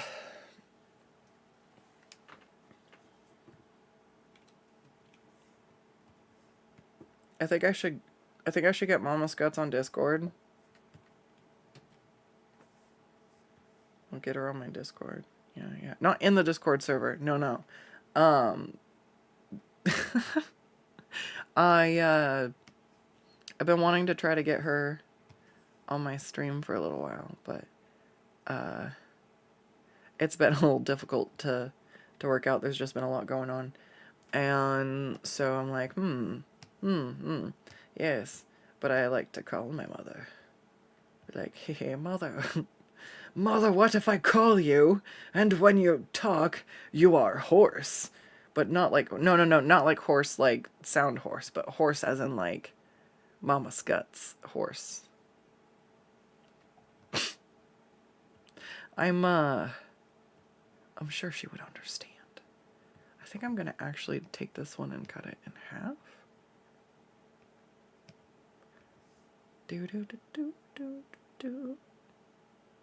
So I definitely admire the fact that, like, streaming's not necessarily as easy as people think it is. There's so much that goes into not only being a good streamer, but being, like, successful. So just fucking shout out to everybody trying. Especially because, like, it can feel discouraging. The same way I suppose some people feel about, like, oh god, it's the same reason. I'm successful either way. I don't give a fuck about anything numbers related. I care about the art. So I'm not getting discouraged. I can definitely do some stuff better, and if I wasn't dealing with some of the stuff I am, I feel like I would have the time I wish I had to do those things. It's not that I don't know how to do them. It's my ability to do so. But, like, the even if you're somebody who has like a team. You still have to communicate with those people and go back and forth, and like it's not entirely hands off all the time. Do. All right, so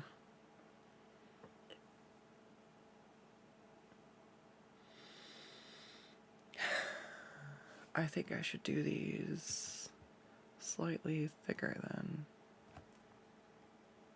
See, I probably already fucking forgot whatever fucking story I was trying to tell you guys, you know? It's not that I don't care. It's not that I'm not trying. It's that, look, there's diamond pattern repeating. How do I convey this for my customer? See, yeah, my focus is my customer. The end result, making somebody happy with my art, creating art.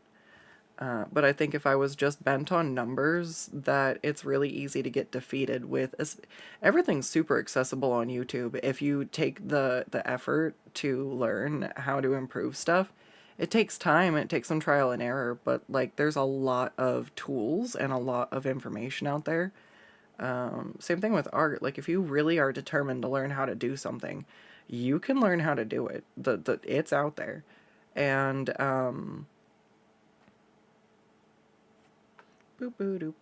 it's made it really accessible for people who want to try to stream, but it also means that for folks streaming, there's a lot of people out there, and you're trying to stand out in a big ocean. And it means that, like, sure, some people try stuff and they are successful and it works, but there's a lot of people who try stuff and it doesn't work and it doesn't pop off, and they feel really defeated and they just kind of like give up and stop trying. And it's because when you're focusing on the reward being like the attention from it, and you don't get that attention, it ceases to give you a dopamine hit, you know? You're like, well, this isn't fun anymore. But I just like fucking making art. So even if I didn't have anybody look at something and I drew something, I'd stand there and I'd be like, hell yeah, I made some fucking art. Fuck yeah. And like, I would feel good that I made something. And that's why I like streaming. It's why I like making YouTube videos. It's why I like doing commissions. Like, I love making cosplays. I like to go, look at this random thing of materials, or look at like where there's nothing. I'm just, bam! Like, I just put together all this shit and suddenly, you know, you have something. And the longer I've been alive and the more shit, I've just been like, fuck it, yeah. I'll try this medium. I'll give this art form a try. Like, let's give it a go. I'll learn how to sew. I'll learn how to I'll learn how to silversmith. I'll learn how to metalwork. Let's do this. Welding is art. Let's go. And even though each of them is different and there's not as many things I'm perfect at, honestly, I had a lot of fun doing cosplay because it took all these things that I've learned how to do and it's combined them into like this one pastime. And oops, wait, did I control Z? I control Z by reflex. All right, we want to E. We want to merge. You two, merge. There we go.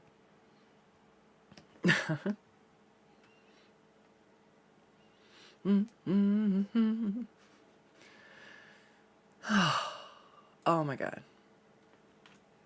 Alright, so this is an interesting thing when you're trying to do a ref sheet. If you include too much detail, essentially, you might confuse somebody, right? Because I might have the skills of a 90s kid who digested pixel avatars and the chaotic crap that people layered before, and you're like, what the is that? And they're like, yeah, it's this item glitched through this item stacked on that one. And you're like, what? All right, well, what's it supposed to be? They're like, I don't know. And you're just supposed to like translate that into art somehow. And it's like, cool. There's a lot of artistic freedom there. They just kind of want to see what you do with it. And if it's something that they like a lot, then that one becomes the one that they use for a reference, and they show other people when they're like, hey, how do you want me to do this? They're like this, and they show them your drawing. And I say this as I'm drawing a ref.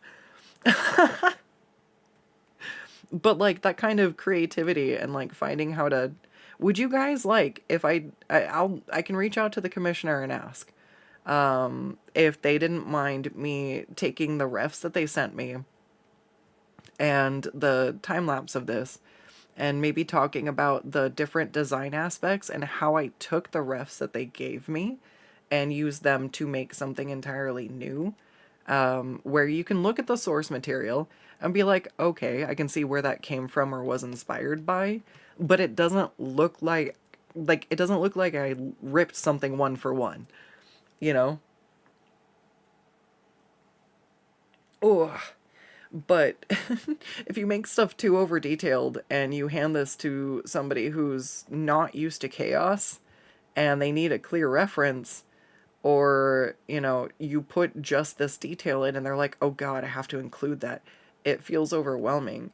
So one of the things I've done with this commission in particular was I asked if I could leave this stuff in place, some of the scribbles and the gestures. So I might do this band clearly. It's already actually pretty good as is, and I might just leave it alone. I don't know. But this essentially, it gives people permission to do it looser rather than feeling they need to be tied to it. But then if you have somebody like me who is super detail oriented, they're like, what pattern is that? What do I put there? This is not a pattern, and that don't match. What do I do? And I'm like, right, there's a key over here. It's this pattern. You know, I can choose how, as an artist, I want to handle putting this pattern onto the clothing. But I don't make it inaccessible for artists who need a simpler ref. It's definitely an art form, and I feel like I probably mess up once in a while and make stuff too detailed. But it's something I'm always trying to improve on when I look at a ref and I go, would a newer artist be able to work with this? You know, or would this be super overwhelming? And I do my best. There's sometimes where it's like you also want to ride a line of still being unique, and you just don't want to over design things. I could go on a rant about how I feel like a lot of VTuber designs are a little over designed, and rely too much on having a lot of stuff going on. Like some of it's really distracting, and it's just a lot.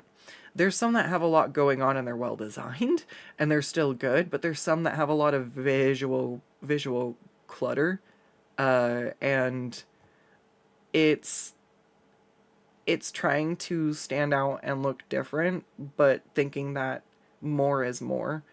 And there's definitely a design where, like, there are more intricate designs. Like, there's a spot for that too. But when you're specifically working with refs, it's trying to find that blend of good detail to make stuff feel unique, but making it so you want it to be easy for people to draw as well.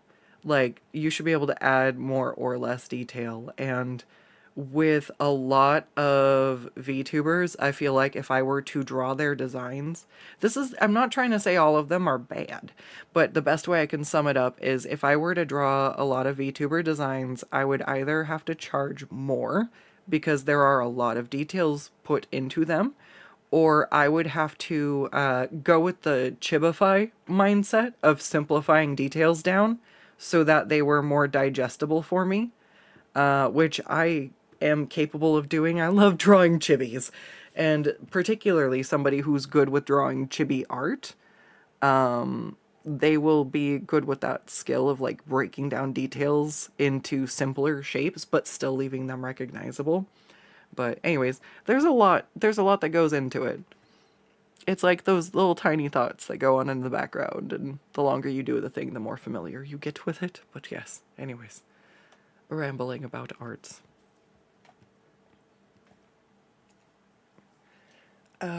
What else do I need to do with this? I think I fixed most of the line work. I believe this was more or less the last bit I wanted to do. And then I just have to do the text, which I don't think you guys want to see me do the text. I think that's kind of a boring on-stream one, but if you did want like a video, I'm about to have a lot more time. Not like a ton, but enough that I can divert like some time to working on like actual videos again. So like if you want a breakdown on those kinds of things, like let me know.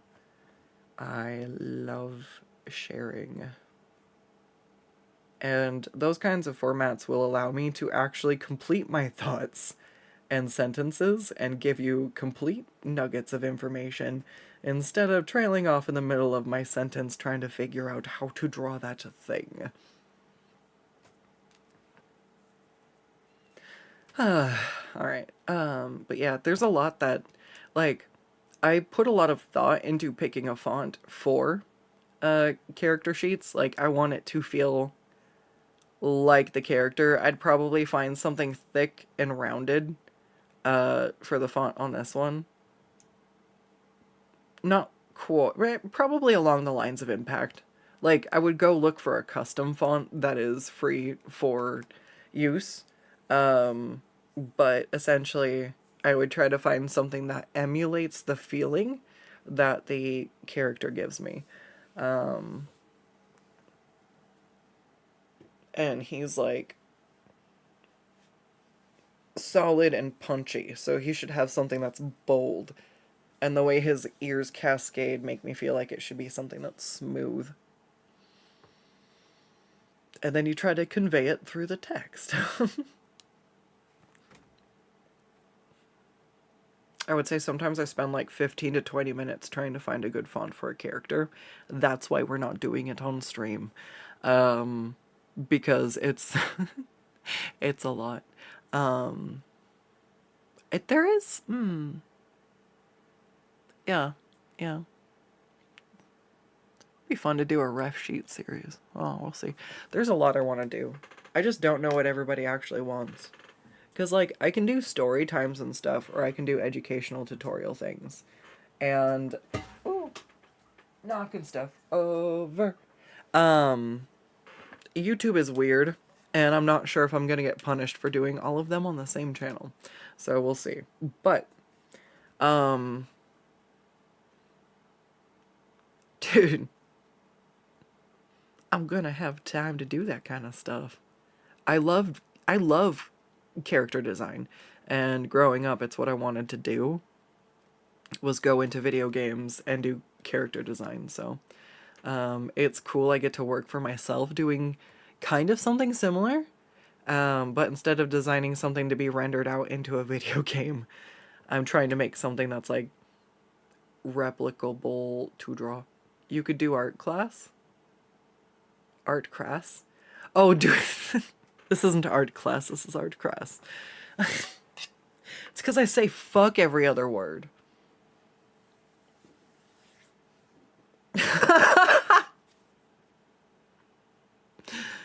I had a relative who swore. One time I walked up and I said something, and I swore like every other word. And they were like, geez, it's a lot of cuss words for a young lady. And I was just like, I work in a fucking metal shop. What the fuck do you think? Like, I'm gonna fucking swear. Like, everybody swears. It's practically a unit of measurement. Burger, burger, save. Kazakh, thank you. I should be more excited. I thought that was a burger, but you just smacked me with a reminder to save my damn file. Thank you. Thank you very much. I really appreciate it. Hydrate. Yeah. Can I? I can't reach it. Damn it. That was too high. All right. I will hydrate. Thank you, Kazakh. But then I will stretch. I won't stretch while I hydrate, though. We don't want to die.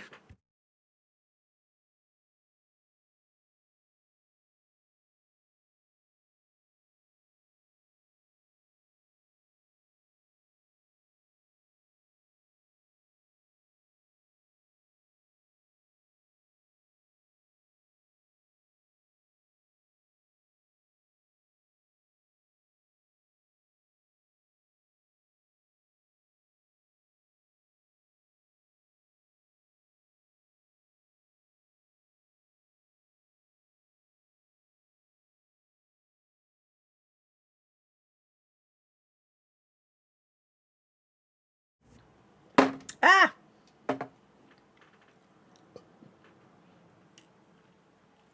Alright. Oh yeah, I took so long to come back. Because I was gonna take my tea and put it in the fridge or the freezer for like 10 minutes. Or get some ice or something so I had like a cold beverage to try to tough it out in the 80-degree office. And I was like, oh, let me make sure I've got my shit. I went outside for a second.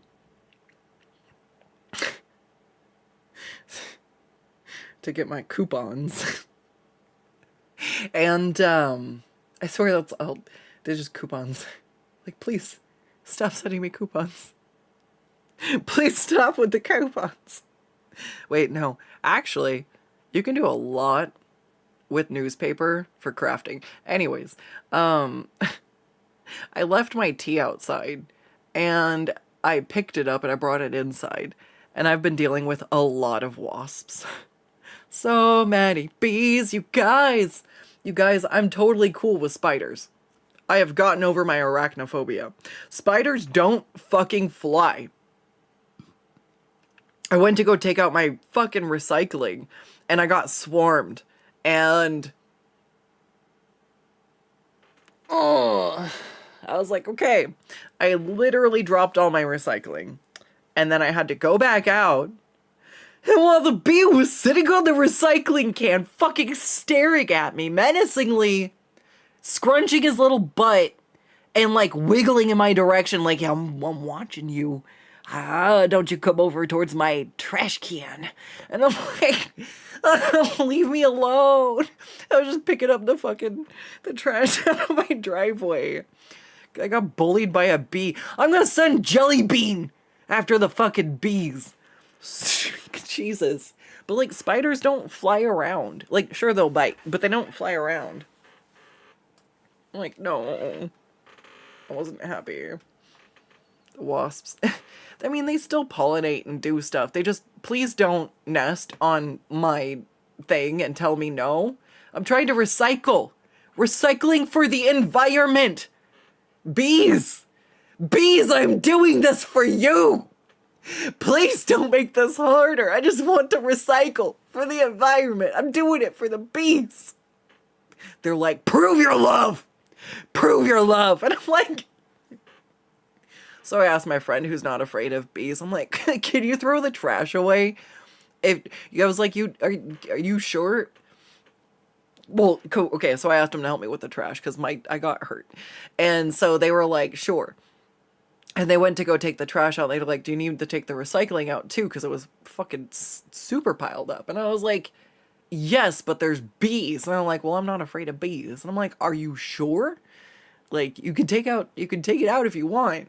But like, you know, I might be allergic. My mom's super allergic. And I don't want to fucking find out. And I don't want a trip to the hospital. Like, no, thank you. And so they were like, no, I got this. And so they went out and threw the stuff away for me. And now I'm afraid of my recycling bin. So I'm going to get that taken care of. But I also now have attack bees. I have a giant spider. And I have attack bees. So, yeah. Skuttz used swarm. Oh no. I must have been confused because I cast swarm on myself. Anyways. I'm not sure what else we're doing with this. I don't want to do any more.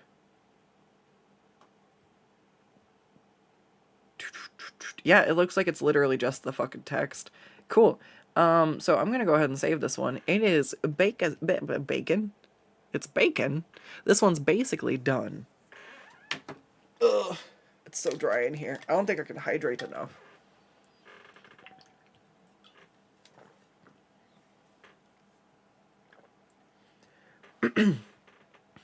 Doing it for the bees. No wonder the wasp was pissed. No. They're in this general pollinator ecosystem. I just don't want them to nest on things they're gonna fight me over. Like, there's other things we can do. I just don't want to get stung trying to throw out my recycling. Kazik says, it's like me with spiders making webs. If they don't make them in the walkways in front of the house, I'm good. If you walk through the web, then you asked for death. Dude. Understandable. I don't smoosh them. I usually just would wipe the webs away. There's one that's out back when I went to go take the trash out myself last time, and he's just a thick little boy. He's so big that when I had a friend take the trash out, they were like, "Have you seen this spider out here?" I'm like, "Yeah." I just haven't given him a name yet. But I felt bad that I needed to get through to go and take the trash out, and I was like, dude, I don't want to dismantle your whole web. He literally had one piece of web that was stretched across the walkway, and the two other things were anchored to, like, the other side. So I was like, I wonder if I can just... And I just picked up the corner of his web onto the right side and brought it over to the left side where the other two sides were.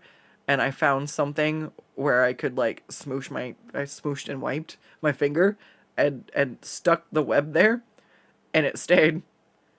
I don't think he was happy with me, but it worked. I didn't destroy all of his work, but I don't know what happened by moving it like that. If you walk through a web at 5 a.m. in the dark, you're crashing out. Same, though. Same. Sometimes I leave my house and I forget to check in front of me, and I do a little dancey dance. And I go, I have to check that there's nothing on me. And I'm like, please, if there's a casualty, I'm sorry. But panic is panic. I am scrambling to not have spider webs on me. I am not cool with touching spiders yet. We're down with watching them. I'll get really close. And I'll get super close to, like, check out their details and stuff. Because they can't, like, fly in my face like a bee can. But they're super cool. And,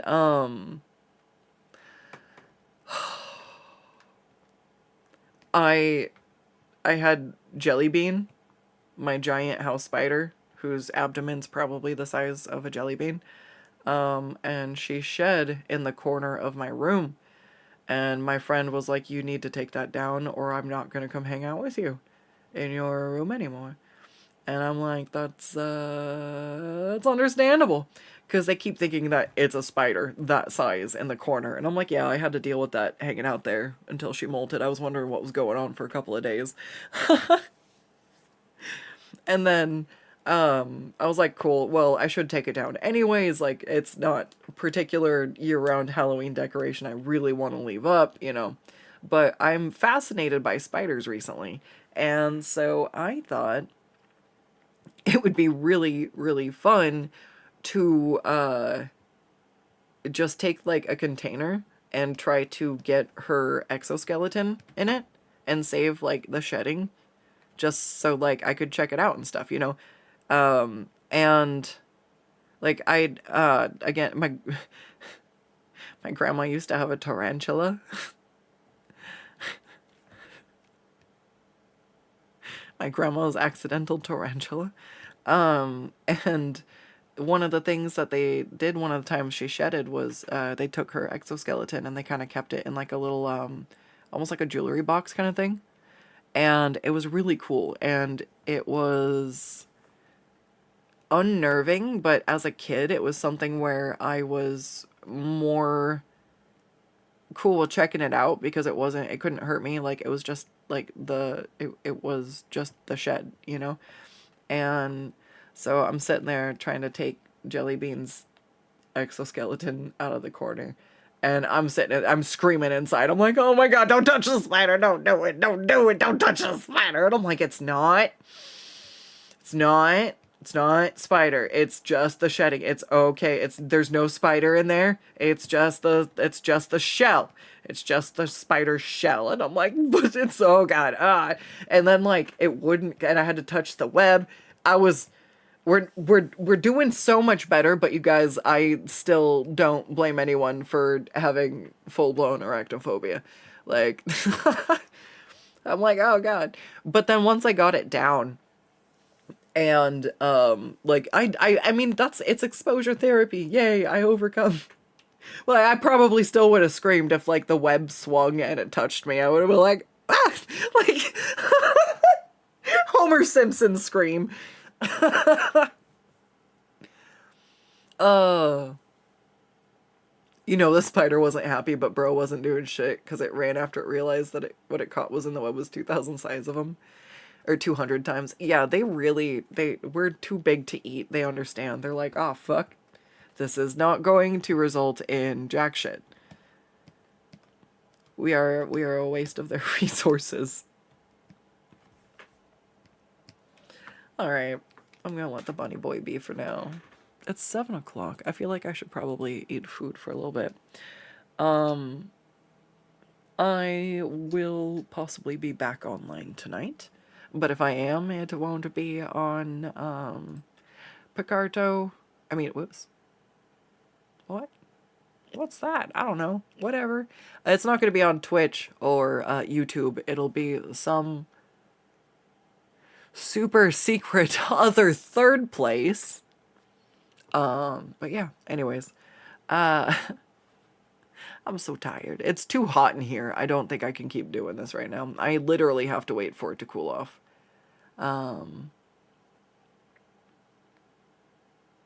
You used to be quite the arachnophobe. Not gonna say you got over it, but you think you got a little more used to it. Yeah, especially, like, the more I find out about them and the more I learn, the better I deal with it.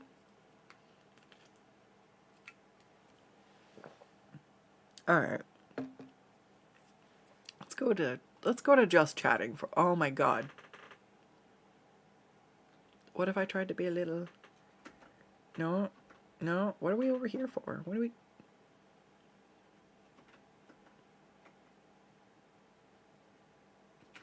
Sure. Alright. I'm hanging out with Jellybean in Australia. Ah! What? Do we not have... Did it not work? Did tits break again? It did. Oh. My gosh. It's too hot. I think my computer's actually crashing. Programs.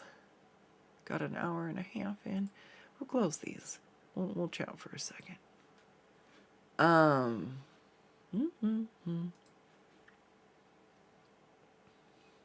Butt's got no tits. Now we're fixing them. Let's take it a sec. Look at that lag. Look at that beautiful, glorious, amazing lag. Beautiful, beautiful. I'm gigantic again, and now I'm upside down. Alright. So, yeah. We'll just chill for a second. Tomorrow's Thursday? I'm not sure. I might be online again. We'll see. I might play games for a little bit in the morning.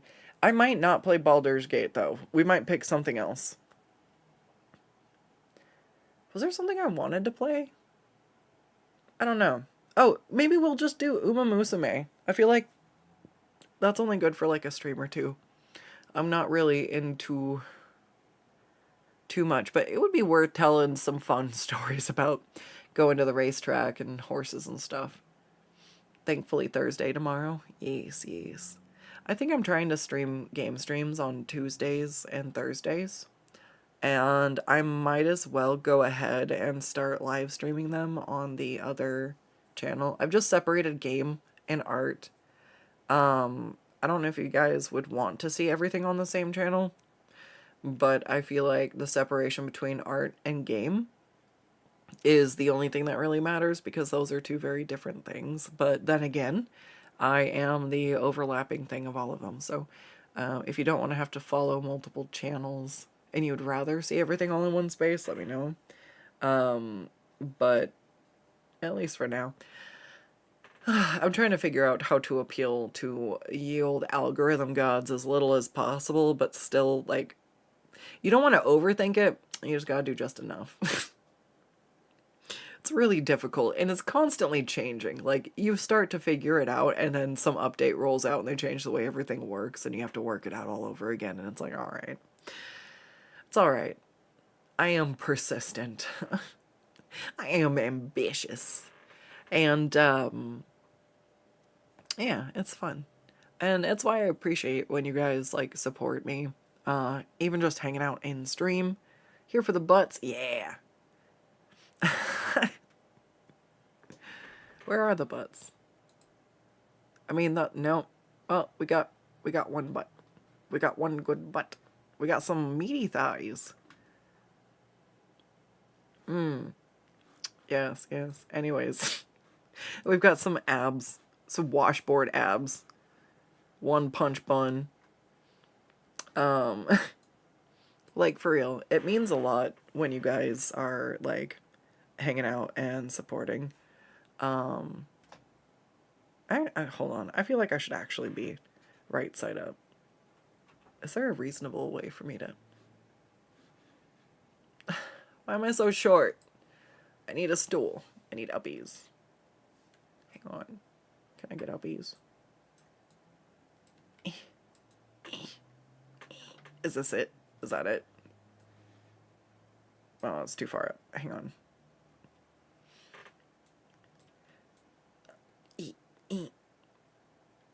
Alright. We did it. Thick thighs are good so long as they can suffocate you. Yeah. Thick thighs save lives. Literally, giant Skuttz. We decided at some point she was so large that she would probably impede any any ranged attacks to anyone behind her. Skuttz found the stairs. I found my stool. I forgot to install it in this one. But yeah, no. Oh, so I got something. So it was on my mind lately that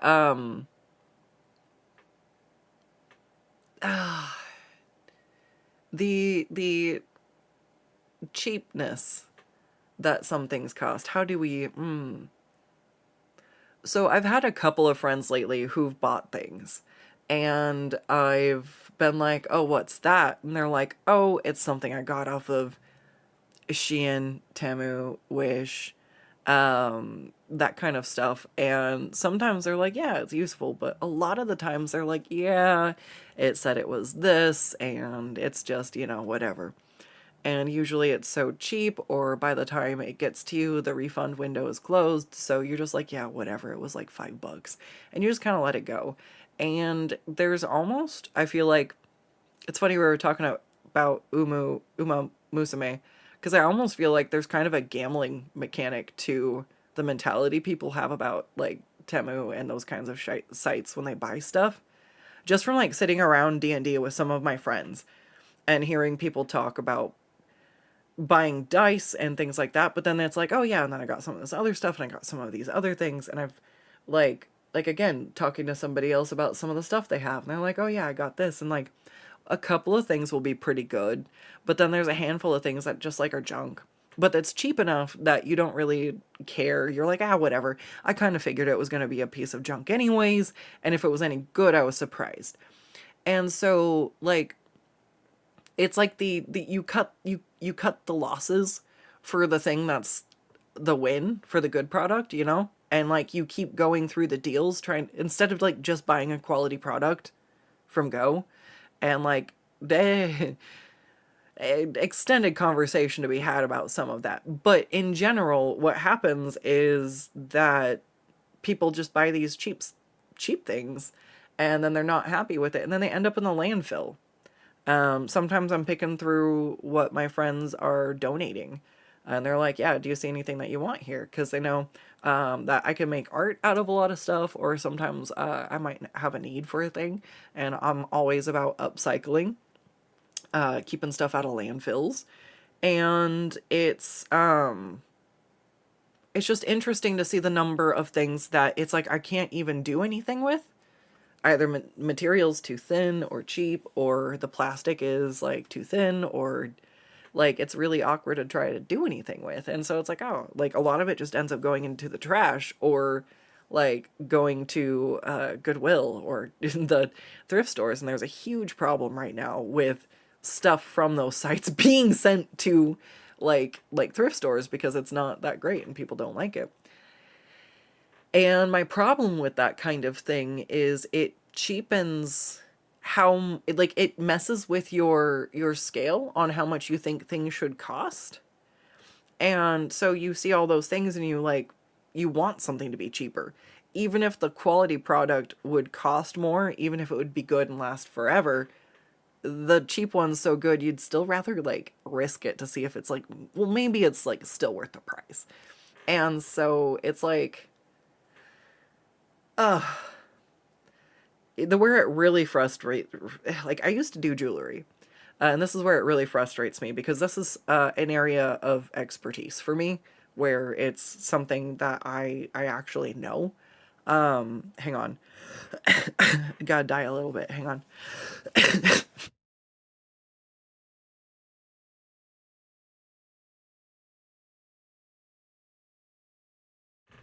Sorry, we're getting over the cold, but it's still hanging in there. So, I did silversmithing for a long time, and I've done jewelry work. And not only have I done jewelry work, I've done jewelry work with like quality supplies before. And I know what the base cost is. Like I know what wholesale is, and I know what things cost. And I know when you sell stuff, how much time goes into things and how much things should cost, right?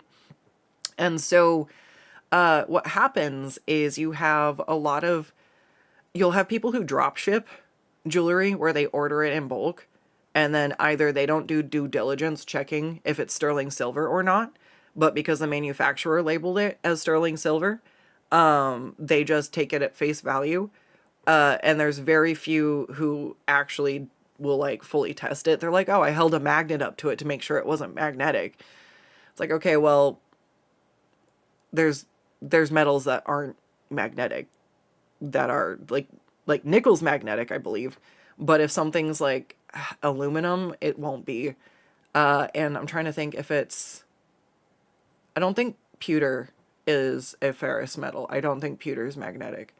So if something's like pewter filled and then coated, it's not going to, is it copper? But there's a couple of things, they can literally put a coating on the outside of a different metal and make it look like it's sterling silver, and they sell it. And so people will buy these rings, and what happens is that coating wears off, and sometimes it's copper or pewter or whatever material it's made out of has like some amount of copper in it, and that's what reacts with your skin to turn it green. So if you ever buy something that's silver, if it turns brown and it oxidizes and you can rub it and it goes back to silver, that's real silver. That is either 925 or possibly sterling, depending on how soft it is. But if you have a silver ring that turned like brown in a spot and you try to scrub it and more of the silver comes off and there's more of whatever is underneath, like that's just junk, right? And so because people can sell something like that for a lot cheaper, they'll sell it for like 15, 25 bucks. And so you see all these rings out online for like 15 to 25 bucks, say they're sterling silver.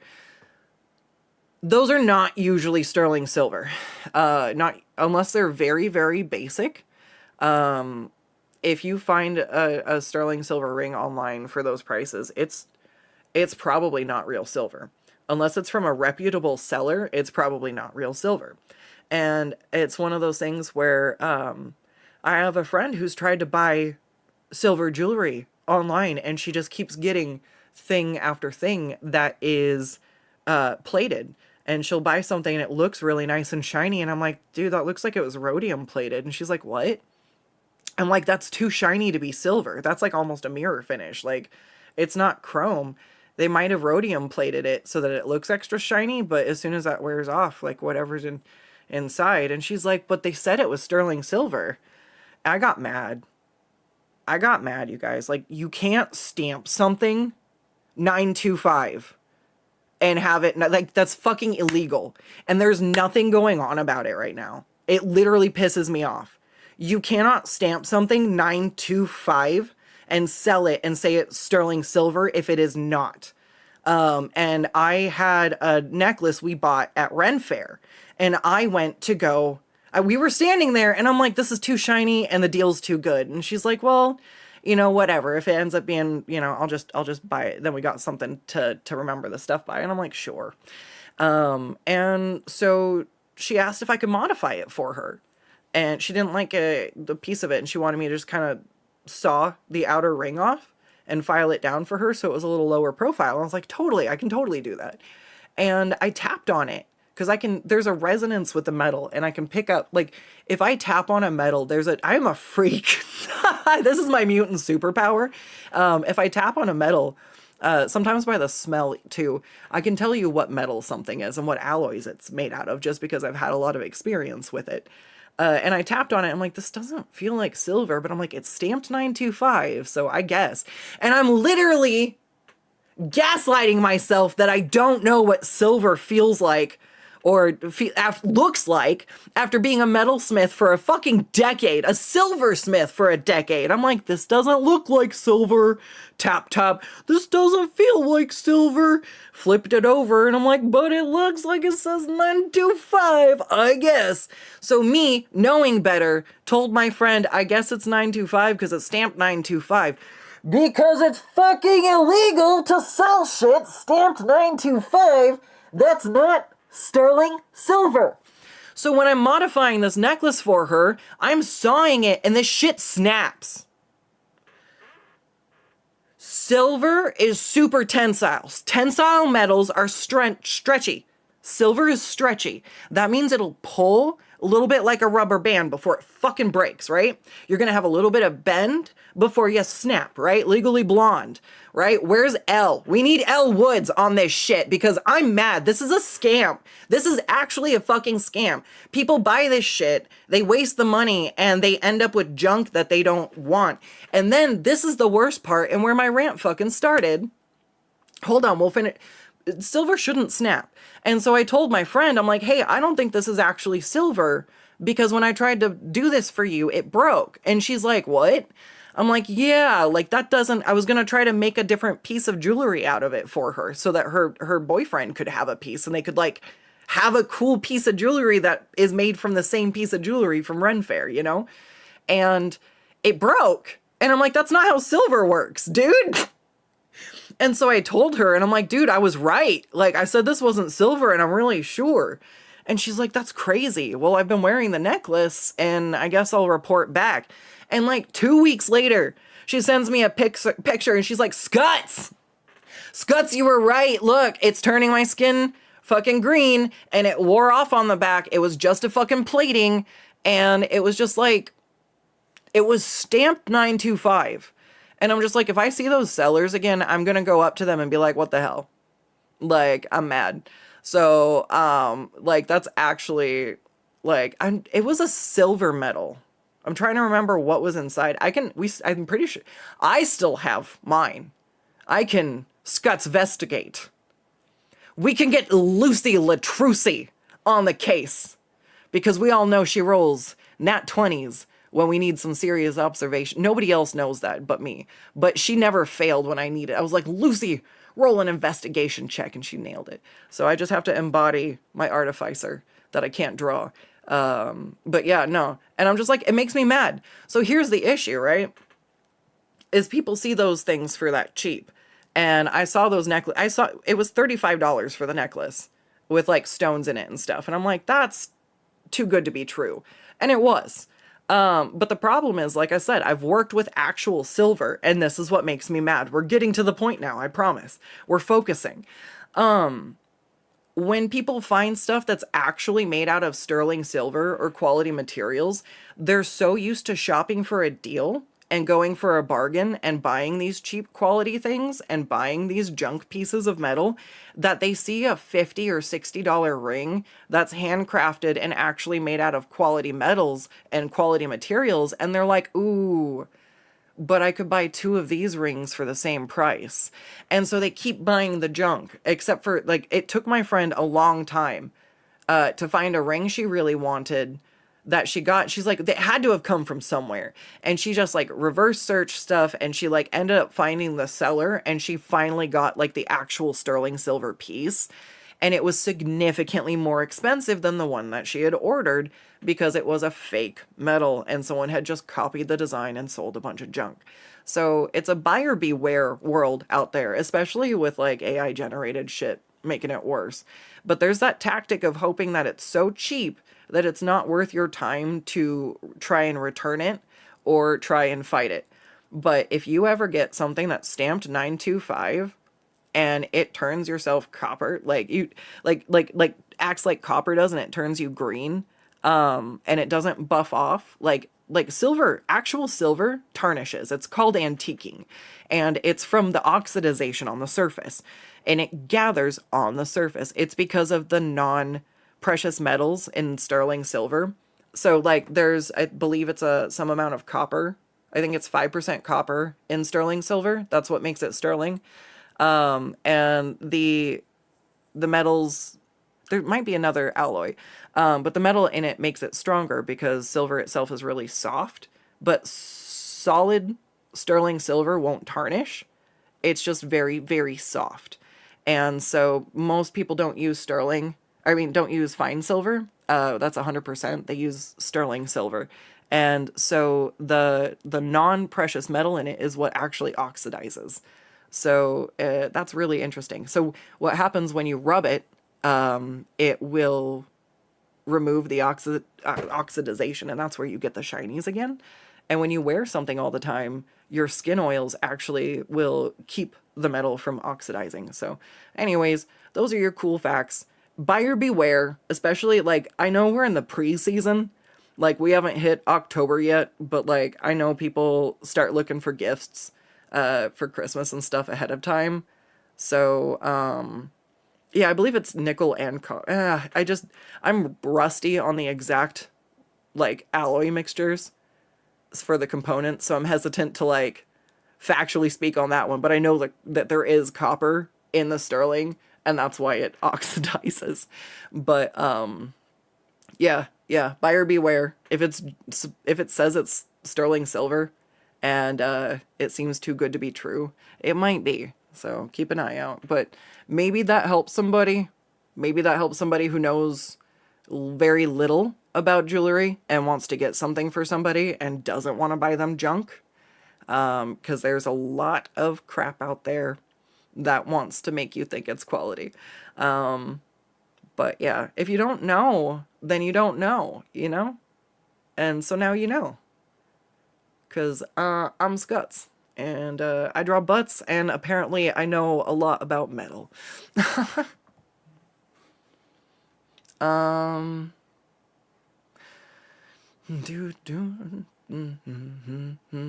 Could be aluminum, titanium, and other silvery metals.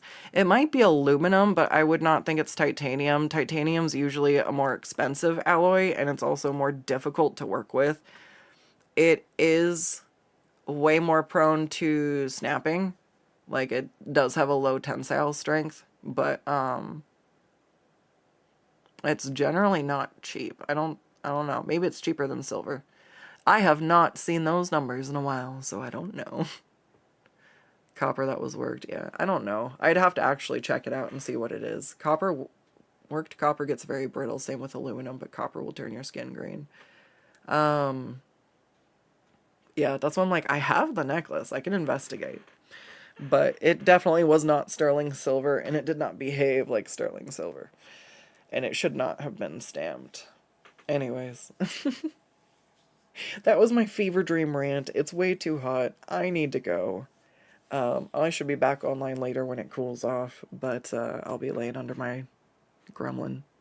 Nickel silver. That might be the one I was forgetting, because it's called nickel silver because it's silver, but it's not silver, it's nickel.